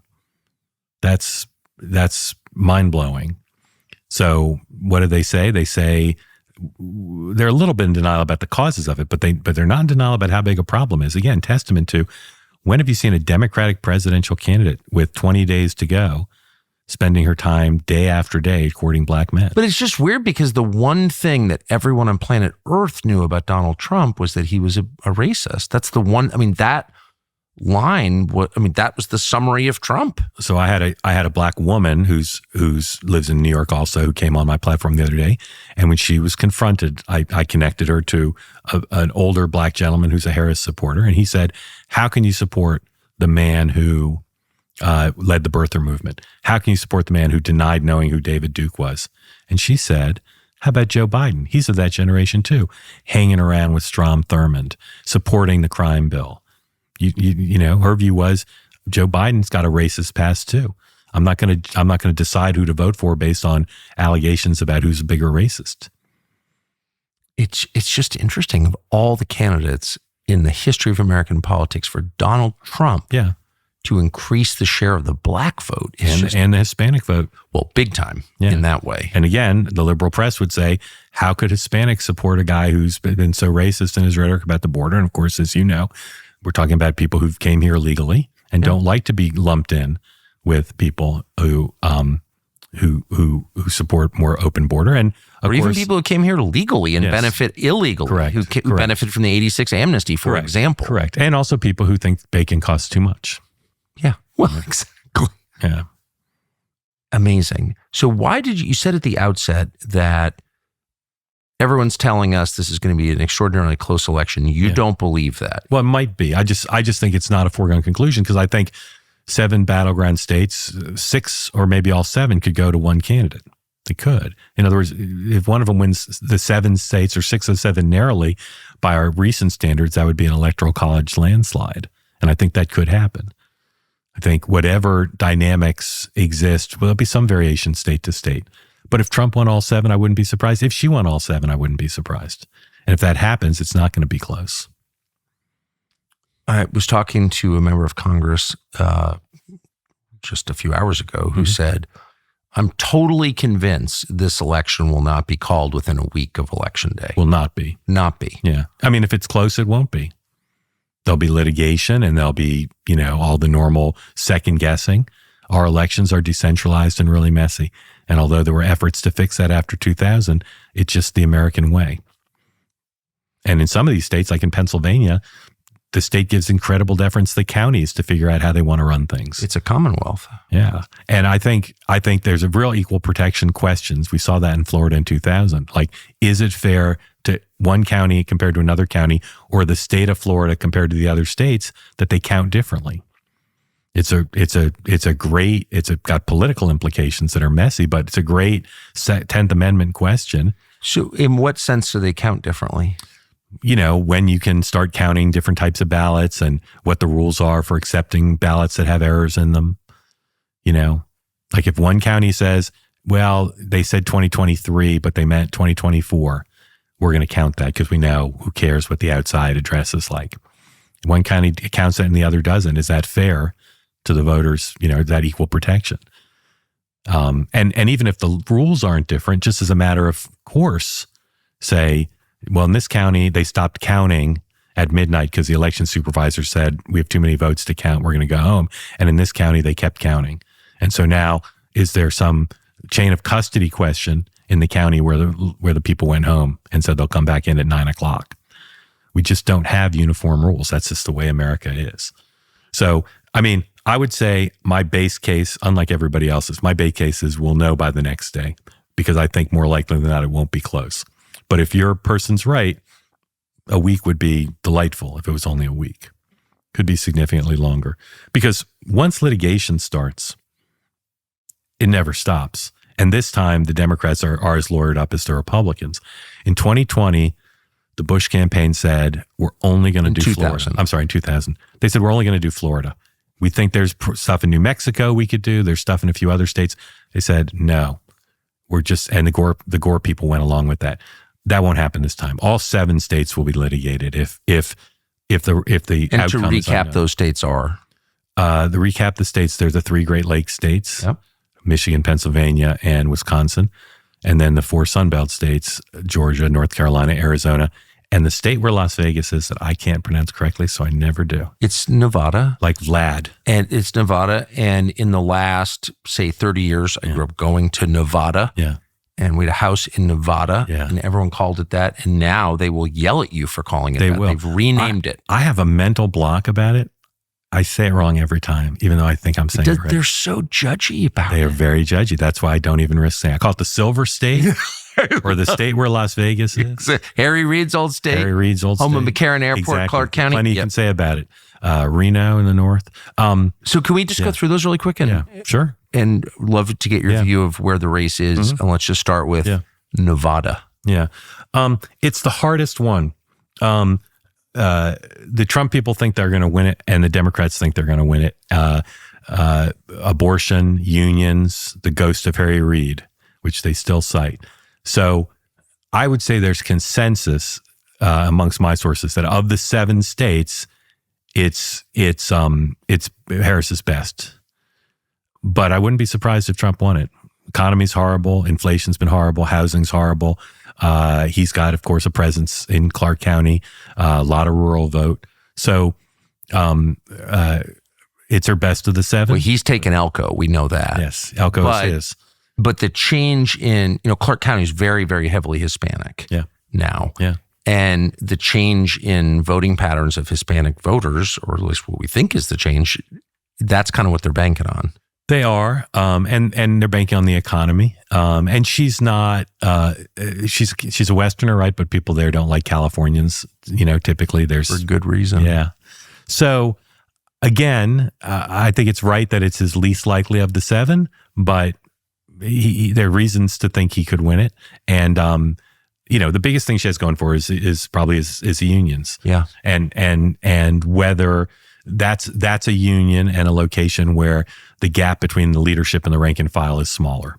There's reason to believe that she'll do well. Right. Unite here and the big casino workers unions. Yeah. So I would say, again, her best state, but a state Trump can still win. Okay. Let's move. New Mexico?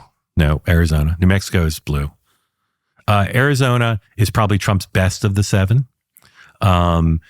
If there's a state she'll give up on, and I don't think she will because she's got so much money and there's only 7 and she's got to fly out west. Can I ask you to pause? Can you summarize where the money stands as of right now? Relative. So originally, her money advantage, the Democrats' money advantage early on when Trump was having trouble raising money was significant. Then they had a money advantage, but not dispositive. It's now potentially dispositive. Not so much for the ads, although that matters too, but for organizing. She's raised $1 billion since she got in the race. That's extraordinary. And that doesn't include like the outside money. That's not directly tied. She's raised $1 billion? Yeah, since she got in the race. She's raised more for her campaign and for the party committees that she controls than Trump has raised the whole campaign. So typically when you're outraised, as Trump said in 16, they have enough to win. They won't have as much money, but they'll have enough to win. It may be he doesn't. I'm not saying for sure, but her financial advantage over the last 3 weeks is considerable. Where's all that money coming from? Grassroots and rich people. One of the biggest mysteries in politics for the last 20 years has been Democrats' capacity to raise big money online compared to Republicans. Jamie Harrison, who's now chair of the Democratic Party, ran against Lindsey Graham in South Carolina. No chance to win. Not a particularly good candidate. Nice guy, but not somebody people thought, I'll give money because I'll be president someday. He raised like $110 million. That's more than Marco Rubio, who should be a good web fundraiser, social media fundraiser, raised when he ran for president. They just are great at raising money from small dollar donors. Part of it was they started earlier with the thing Act Blue, but it doesn't explain it. And I talk to people about it all the time. I can't explain it. But that's a big part of why Trump's being outraged. And if they hadn't kept indicting him, it'd be even more disparate. And then there's people writing big checks. Wait, if they hadn't kept indicting him, he wouldn't have raised as much money. Trump raised, a lot of his online money in the wake of all the legal stuff, like literally on the days of indictments, the days of bookings, court dates. That was a great equalizer for him to raise more money. But he's badly outraised. But again, I don't think it's dispositive. It might be dispositive, but I don't think it will be. I think Trump has just enough. And the Democratic Party has rich people. So does the Republican Party. The big disparity is not the rich people. The big disparity is the small dollars. Interesting. There's some disparity, right? There's three kinds of money. There's small dollars, social media and online.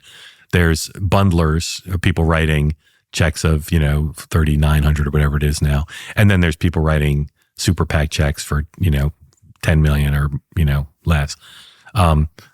Trump is I think being outraised in all three categories is my guess. But I think the biggest discrepancy is the one that's the most valuable, which is the low dollars, because it's people can continue to give to you. And for that money, the Harris campaign gets what? More TV ads, more digital ads, more field organizers, more offices, more get out the vote operations, more of lawn signs. I've noticed more lawn signs, and more surrogate travel. Just more of all the stuff you can spend money on. And again, no one's criticizing their operation in terms of how they're going about turning people out, voting early, voting by mail, and then on election day getting people to the polls. Their team, led by the woman who's running the campaign, Jen O'Malley Dillon, who's an organizer by trade, that's an advantage. So in other words, more money spent wisely. It's a big advantage. So you think Trump probably does have an advantage in Arizona? Yes. It's his best, just as the Silver State is her best of the seven. My sources agree that Arizona is his best of the seven. All right, let's move east. Georgia, it's a tougher one. Trump is ahead. Trump is favored. I think Georgia would be the fifth or sixth state she won if she's doing really well. In other words, if she wins Georgia, it means she's going to win all the Great Lakes states and probably the Silver State as well. So it's probably Trump's third best of them, probably, and I'd make him the favorite there. And my Democratic sources today would make him the favorite there as well. Okay. There is a reality of Democratic politics in southern states, which is if you can increase the percentage of the vote that comes from black vote, which is called the contribution to the vote. So what percentage of the number of people who vote are black, and she can get her numbers back up to where Democrats typically are, two big ifs, she'll win. But Trump is doing well with the young black men there, and the normal way he wins states, running up in exurbs in rural areas. All of the 7 states have a pro-choice energy. In the 2 western states, there's ballot measures that will help there. There aren't in the 5 others, but Georgia, the Atlanta metro area is very pro-choice. A lot of suburban women, so some combination of her swelling black vote, holding her own with black vote, and suburban voters, particularly women, she could win it. But Trump is the favorite there.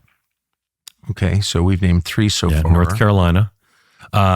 It's funny. The vice president herself, I'm told, and a lot of her aides have been very bullish on North Carolina as the linchpin for replacing Pennsylvania if they lose Pennsylvania. I have one Republican source who I trust immensely regarding North Carolina who says no way Trump loses it. So the storm is a variable. No way to know who that helps or hurt. The governor's race is a bit of a variable, but my sources now, I trust the ones who say Trump is likely to win North Carolina, but the vice president's put a ton of time in there, and I think she'll continue to because they need a hedge against losing Pennsylvania. Now, Pennsylvania has more electoral votes, so if it's just a swap, if Trump wins the 3 Sunbelt states and Pennsylvania, and she wins North Carolina, Wisconsin, and Michigan, she loses. So if she wins Michigan and Wisconsin and North Carolina, but loses Pennsylvania, she needs one of the other 3 Sunbelt states. But North Carolina is the largest and same as Georgia, same number, but that's kind of the linchpin for them. So that's the biggest mystery. Democrats are very bullish on it. Republicans believe that it'll be Trump's in the end. Interesting. Yeah. What about Wisconsin? Was considered her best of the 7 until she started to slip there in the last couple weeks. And it's always been a close state. Trump had his convention there. a lot of rural vote there, a lot of the social issues cut for Trump there, less pro-choice state than some of the others. So I would say if you take the combination of my sources, it's a slight favorite to Harris. But if Trump's running the rest of the table, he'll win Wisconsin. I thought the whole point of Tim Walz was to shore up support in a place like Wisconsin. Running mates really don't make a difference. Yeah. They just don't. As long as you pick someone who the public says is ready to be president, it's really very marginal. That leaves Michigan. So it's a little bit of a cross current there because it's kind of the bluest of the 7 states. But she's got a problem with labor. She's got a problem with black men. She's got a problem with with Arab American and Muslim American voters. And she's not gone there until recently, just the last couple of days, and done the things that the locals there demand. Like the local Democrats say, you have to go to union halls. You have to be doing, black barbershops. You have to be figuring out how to make peace with the Arab American and Muslim American. So she's done those things the last few days.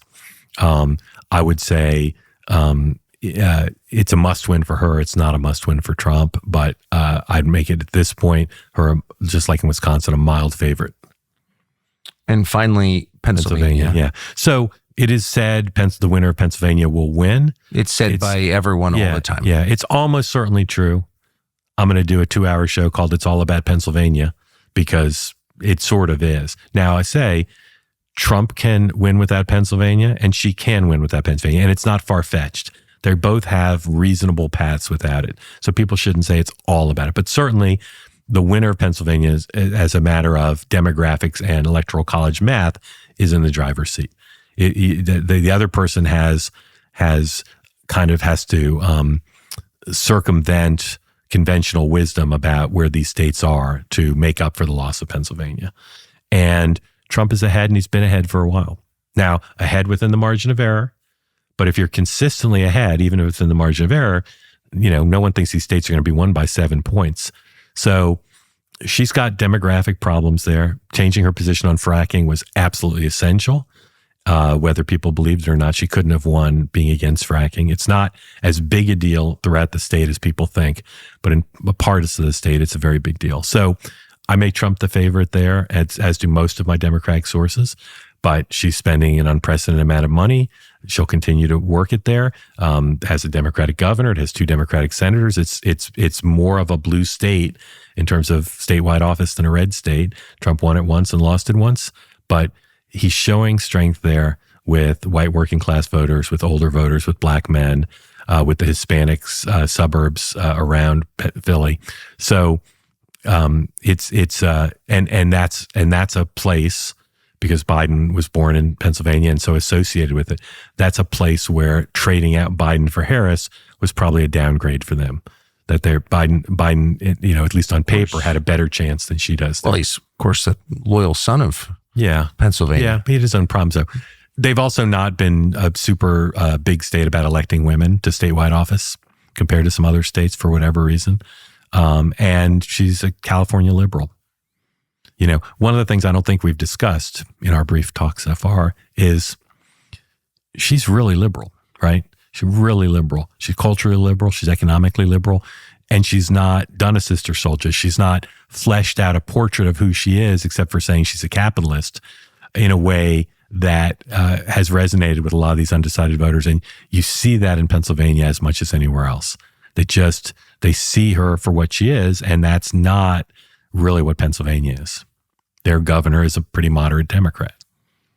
And as we did say at the outset, or you said, she hasn't really, if I'm Kamala Harris and I'm from San Francisco by way of Montreal, I'm going to make some effort to convince people I'm not as liberal as they think I am. She hasn't done a ton of that.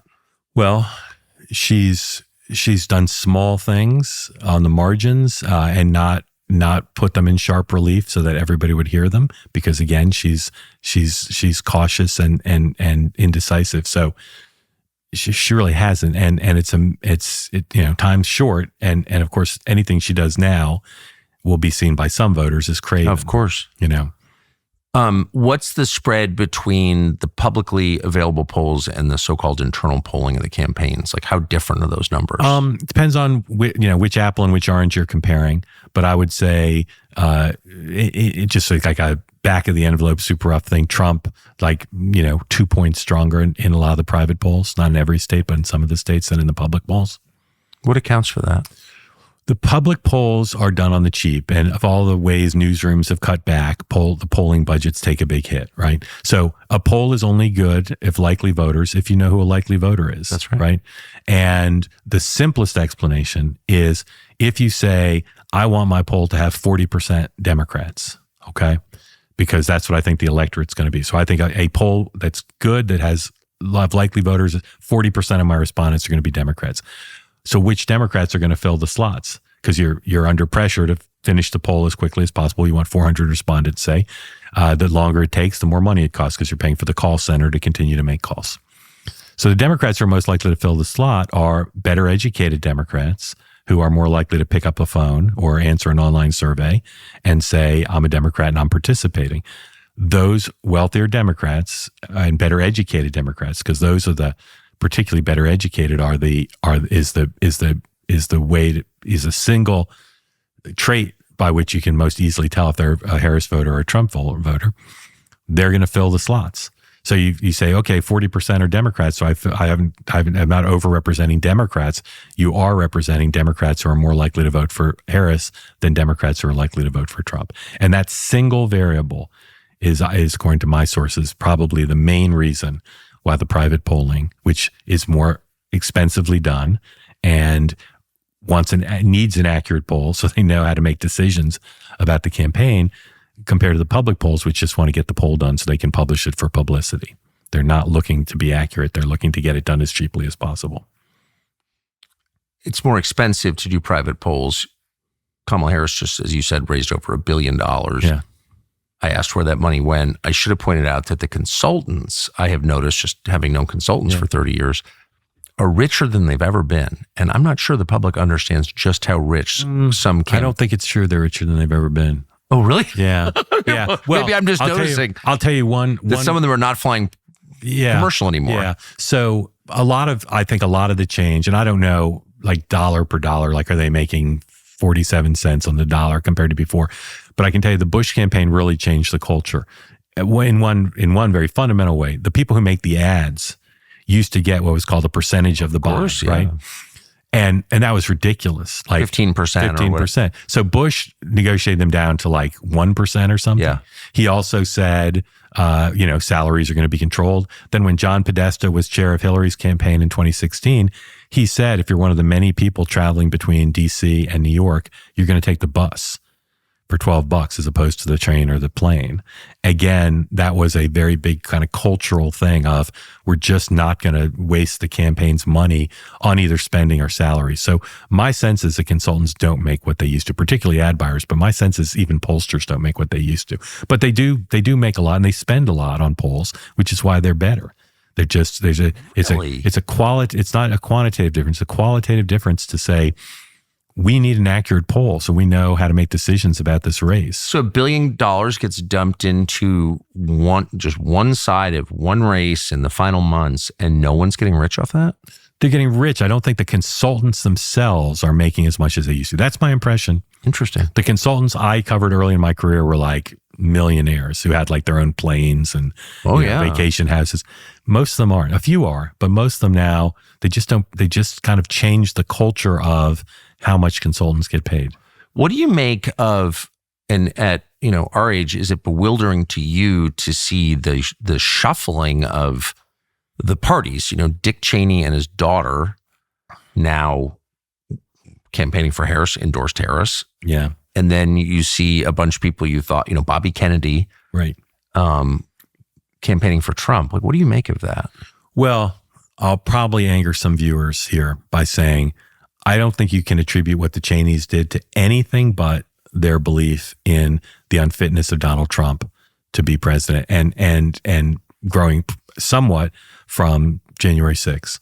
I don't think the Cheneys are going to get rich off of this. Oh, no. I don't think they want jobs.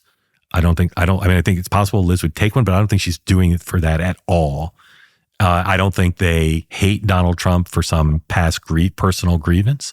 I really do believe that they think what January 6th and related things and challenging the election say about Trump's character make him unfit for the job. And they're willing to support someone whose position on issues they find to be, socialist or worse.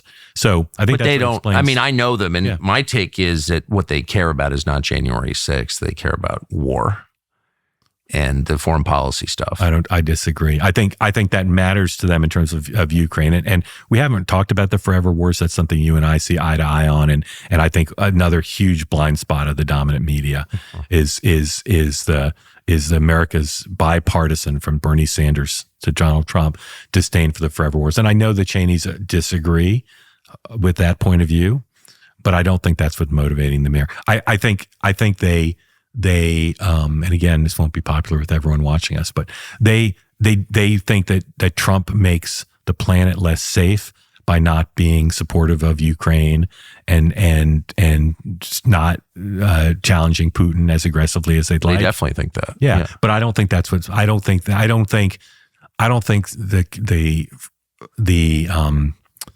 the characterization of them as warmongers or lovers of the military-industrial complex. I just think they have a different point of view about how to keep the planet and the country safe. Well, they certainly, I think both are true. Yeah. Well, both are true, meaning they care about January 6th and they care about wars, or they're warmongers? Well, I think it's overwhelmingly war. I think that in their minds, they are keeping, an international order that's been very effective intact. And Donald Trump challenges that order, and that challenge is, in their opinion, like a massive threat to the world. Right. Well, I think that's sincere. They think that. Well, but I also think they're warmongers.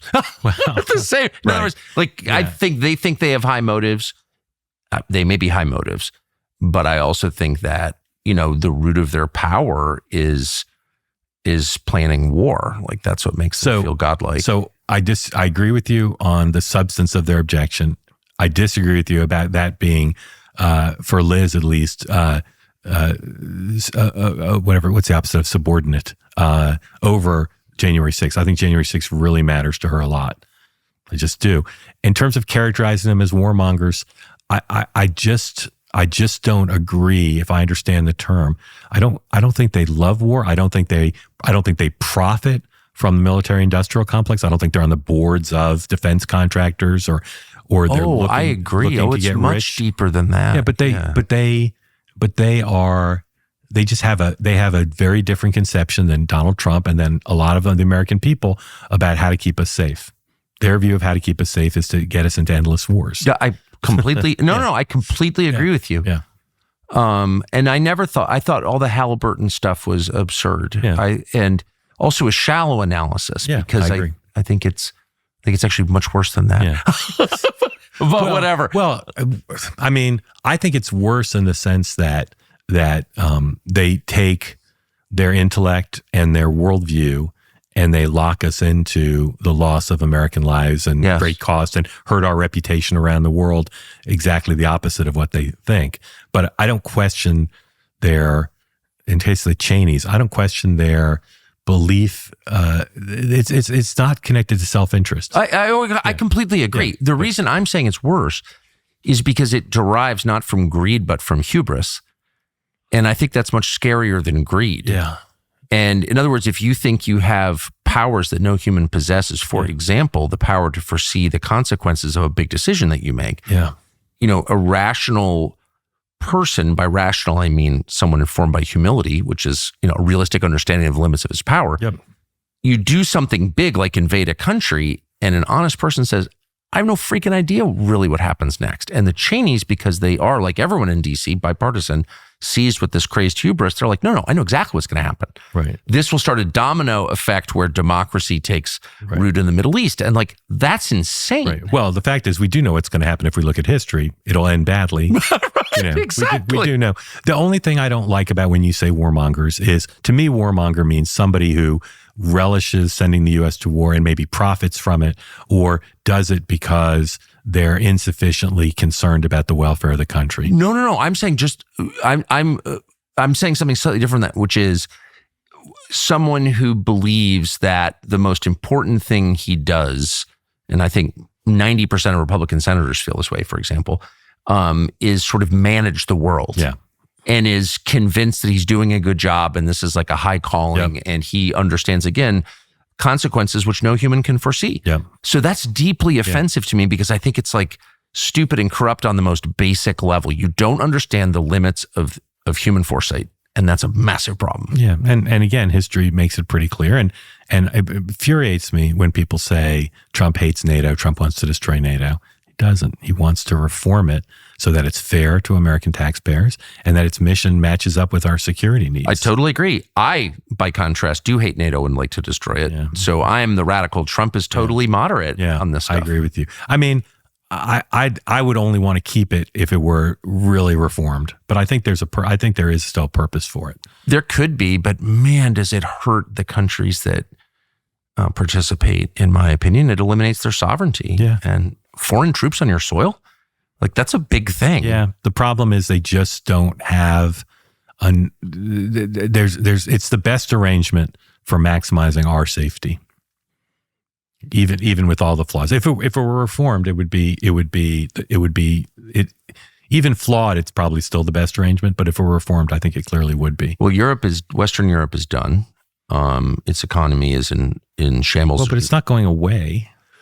Right, it's not being sold to the Martians. I mean, it's still going to be filled with Finnish and Belgians and Dutch. They're all going to be there. You know, as someone who's part Finnish, that it hurts me even to hear the word Finnish, because I just think that was a country that had sovereignty, that earned it by beating, one of the world's great powers in an actual battle, the Winter War of 1940, and they just gave it up to NATO, and they're going to just really suffer as a result. Yeah. But I mean, would the world be better if they all had their own robust armies? No, I mean, but I navies and air force and you could easily envision like regional cooperation between, say, the 4 Nordic countries or Eastern. But why is that better than a continent-wide force to deal with the realities, which is Russia and China are going to threaten us for a long time? But it's not continent-wide, actually.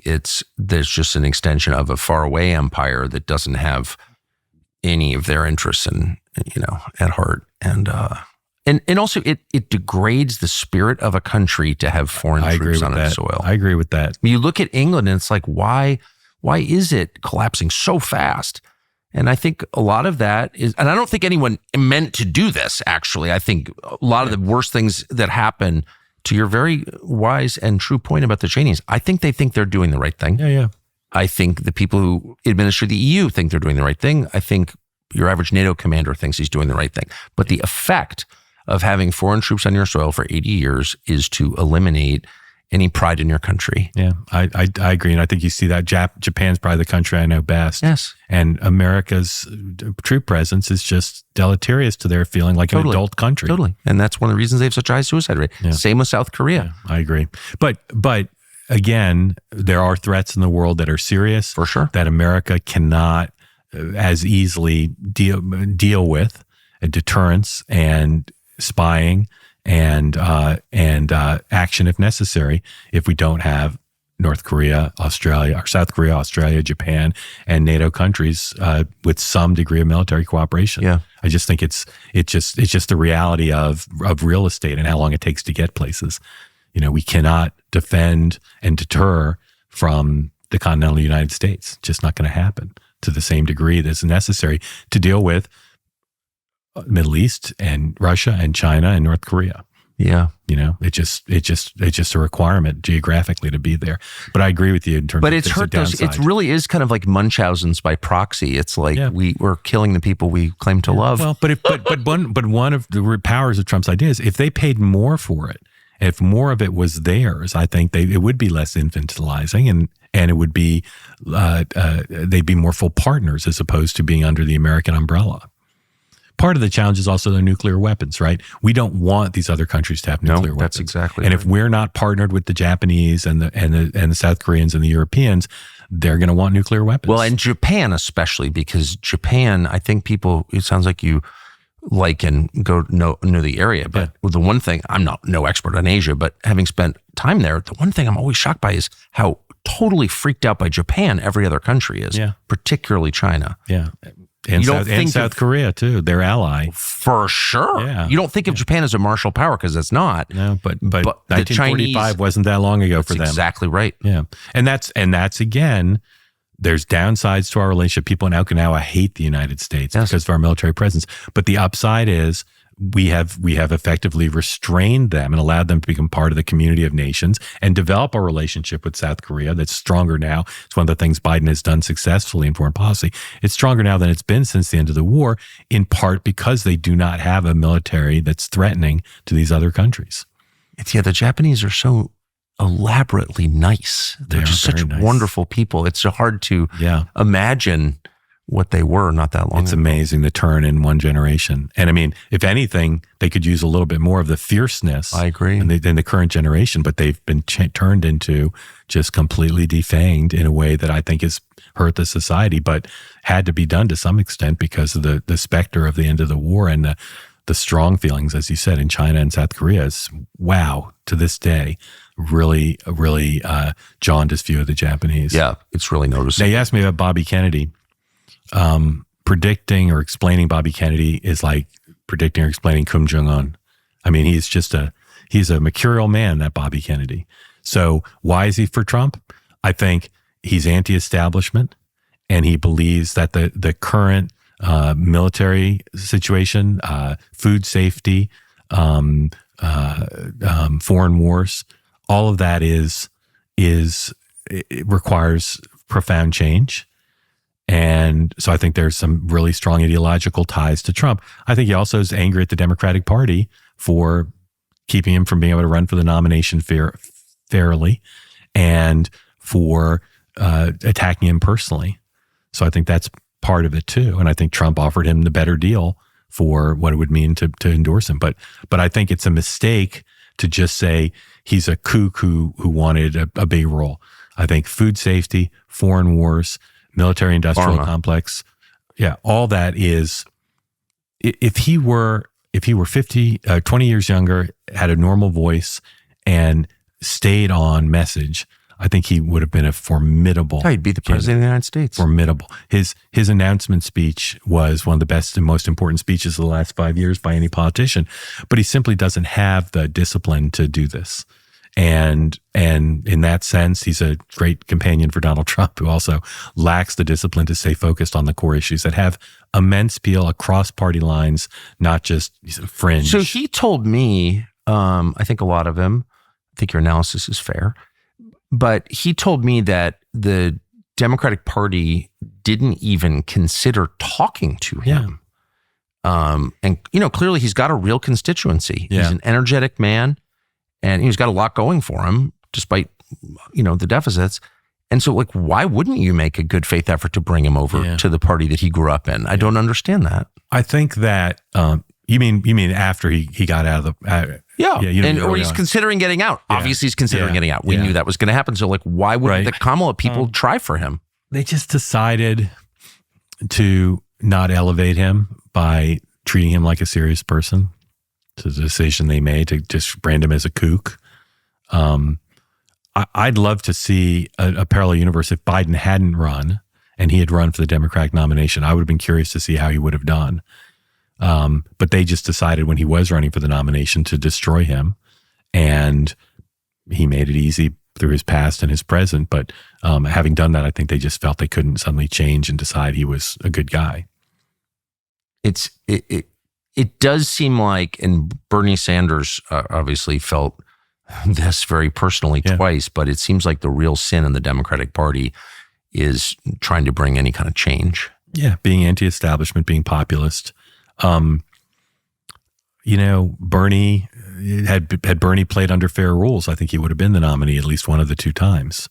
But that's politics. And whether you've got an incumbent like Joe Biden or a quasi-incumbent like Hillary Clinton, the party establishment's going to do what it does. And pre-Trump, that would have happened as well in the Republican Party. So, okay, I've got two more big questions for you. First, I should have asked you earlier, who is running the country right now? Do you know? Yeah, Joe Biden and the White House Chief of Staff and senior advisors to the president, and definitely Tony Blinken and Jake Sullivan. Yeah. If you manage Joe Biden's time, if you recognize when he's up to it and when he's not, he can still make a lot of decisions, and I believe does. So I don't think there's any Barack Obama or all these other things particularly bad.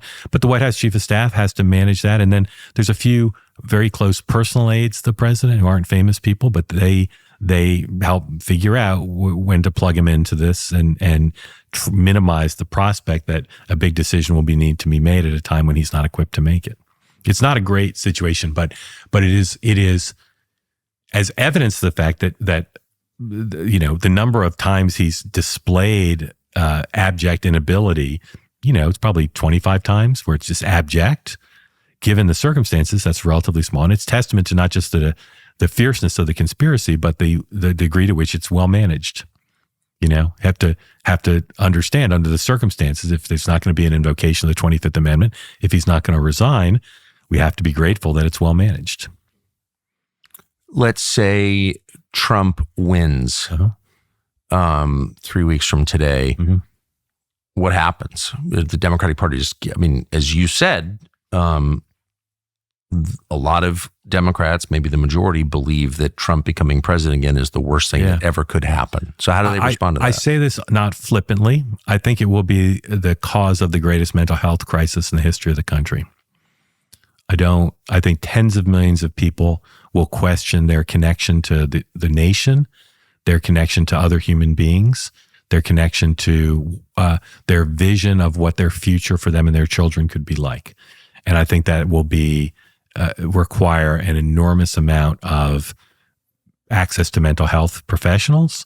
I think it'll lead to trauma in the workplace. I think there'll be some degree of Are you being protest. serious? 100% serious.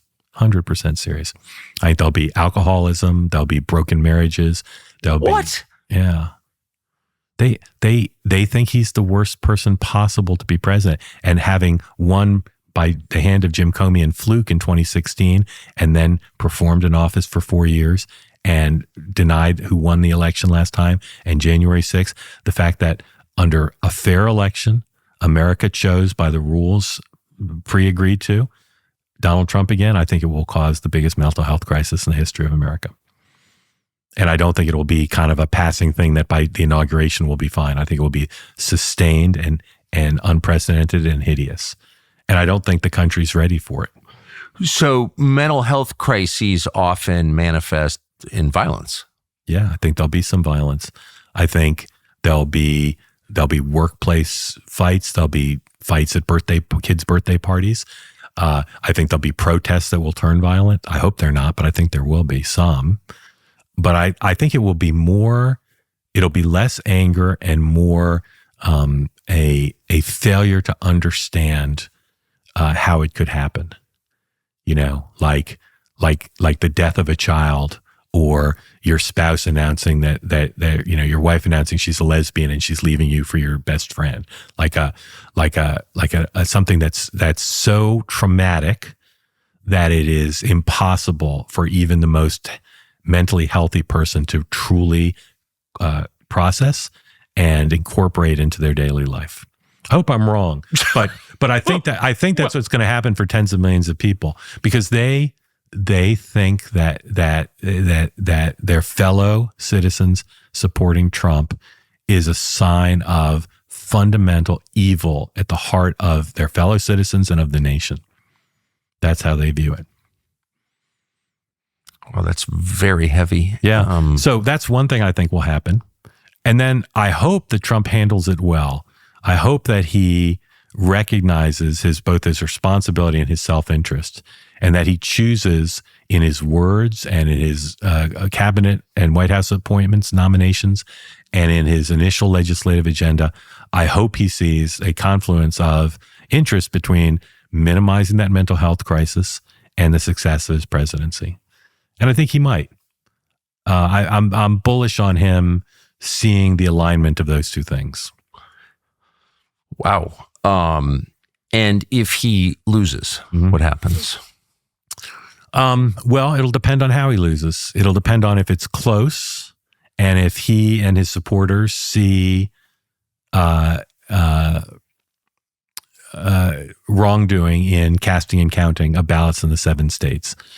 It's very difficult for me to imagine her winning by enough that doesn't happen. I've been disappointed in the efforts in the states. There are some in every one of the 7, but they're not mature enough to prepare to explain to people elections are messy, but this one wasn't stolen. Our electoral votes were awarded correctly to Kamala Harris. I think if that somehow goes well, and if Donald Trump himself doesn't challenge the results, Twitter can do what it wants to do. I think that the negative impact of her winning on the psychology of the losers will not be as great, but I don't think it'll be nothing. And I think there'll be all sorts of things, lawfare, replacing Biden with her after, Trump had spent millions trying to beat Biden. The media's completely, full body on the scale. I think all those things will lead to mass skepticism that the election was fair. And I think it'll be up to luck that the result is clear cut enough that people don't feel reflexively it was unfair. I think it'll be up to what Trump's attitude is. And I think it'll be up to the governors of the states, whether they're Republicans or Democrats, and most of the battleground state governors are Democrats, to be as transparent and clear about any irregularity and its potential impact on the outcome. If all that happens, and Kamala Harris decides to, in the transition and in her inaugural address and in her legislative agenda, to be gracious, I think that we could be in a decent place. I think there'll probably be a Republican Senate, and I think people have failed to game out. If there's a Republican Senate, a Democratic House, a Democratic president, all of MAGA and those unhappy with her winning will put their chips in the Senate and say it's up to the Senate to keep her from turning this into a far left country. And that goes first and foremost in the initial instance to nominations. I think it'll be very difficult for her to nominate anyone acceptable to the left who can be confirmed by that Senate. So they'll just keep people in place. Well, you can't be acting forever. It's very limited what you can do as an acting secretary, and she'll want her people. So I worry a lot about that. One of the huge dysfunctions in this country, regardless of party, and every president will tell you this and probably has, is the difficulty of getting your people in place because of the background checks and the confirmation process. You think about her. She started running for president not that long ago. She hasn't had time to start a rigorous transition. I really do worry about her, even if she emerges from this election with the country in love with her, not a whole country, but enough to have a honeymoon. If she rises to the occasion, if world leaders don't seem poised to take advantage of her in some way, even if all that happens, I really do worry about her getting a government in place, because I don't think a Republican Senate is going to confirm the kind of people who Elizabeth Warren and Bernie Sanders and AOC are going to demand her to nominate. You hear people mutter darkly about some kind of civil conflict, the possibility of that. Yeah. Are you worried about that? Less than most, but I don't dismiss it entirely. Again, I'm a big believer in governors, right? Civil conflict will take place in the state of some governor, by definition. I hope the governors all have great bipartisan plans for minimizing this and for policing peaceful protests and not allowing them to escalate, but not trampling on the First Amendment. I think we could have violence regardless of who wins. I think both sides are capable of that. I think the chances of it are minimized if the losing presidential candidate makes it clear they don't want that to happen, and if the governors are vigilant in devising plans to balance public safety with First Amendment. if those things happen, I'm not all that concerned about violence. If those things don't happen, I'm deeply concerned about it. Mark Halperin, I am grateful, I mean it, that you are still a powerful voice in media after all these years. Well, you're very nice. It's great to be here, and your place in the world, as you know, we have lots of mutual friends who say to me and to other people you know, what's happened to Tucker? What has happened to Tucker? and I say, let me go find out. I'll be back. So I'll go report back. You're right. You're right here. Right here. Good-natured, iconoclastic, interested in the world. And as we say, unafraid to stand up when you agree and disagree. My cousins all say that. What happened to Tucker? We're worried about him. Yeah. I have dinner all the time with people who've known you for longer than I've known you, and they just what happened to Tucker? What happened to him? Yeah. What happened to Tucker? Well, it was too corrupt for me. Had to leave. Yeah, but so I'm glad I can go back to New York and maybe I'll do a Zoom. Give them all my best. I will. I'll say here's what happened to Tucker. It's got a nice desk, nice table with some good microphones, sturdy. Exactly. Eats right, exercises when possible. When possible. You're nice to host me. Thank you. I loved it. Thank you. Good to see you.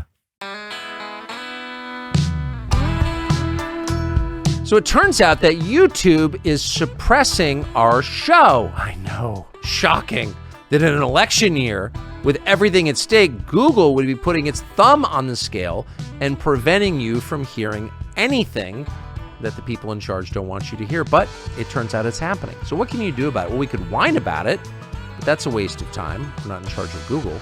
Or we could find a way around it, a way that you could actually get information that's true. It's not intentionally deceptive. And the way to do that on YouTube, we think, is to subscribe to our channel. Subscribe, and you'll have a much higher chance of hearing what we say, and we hope you will.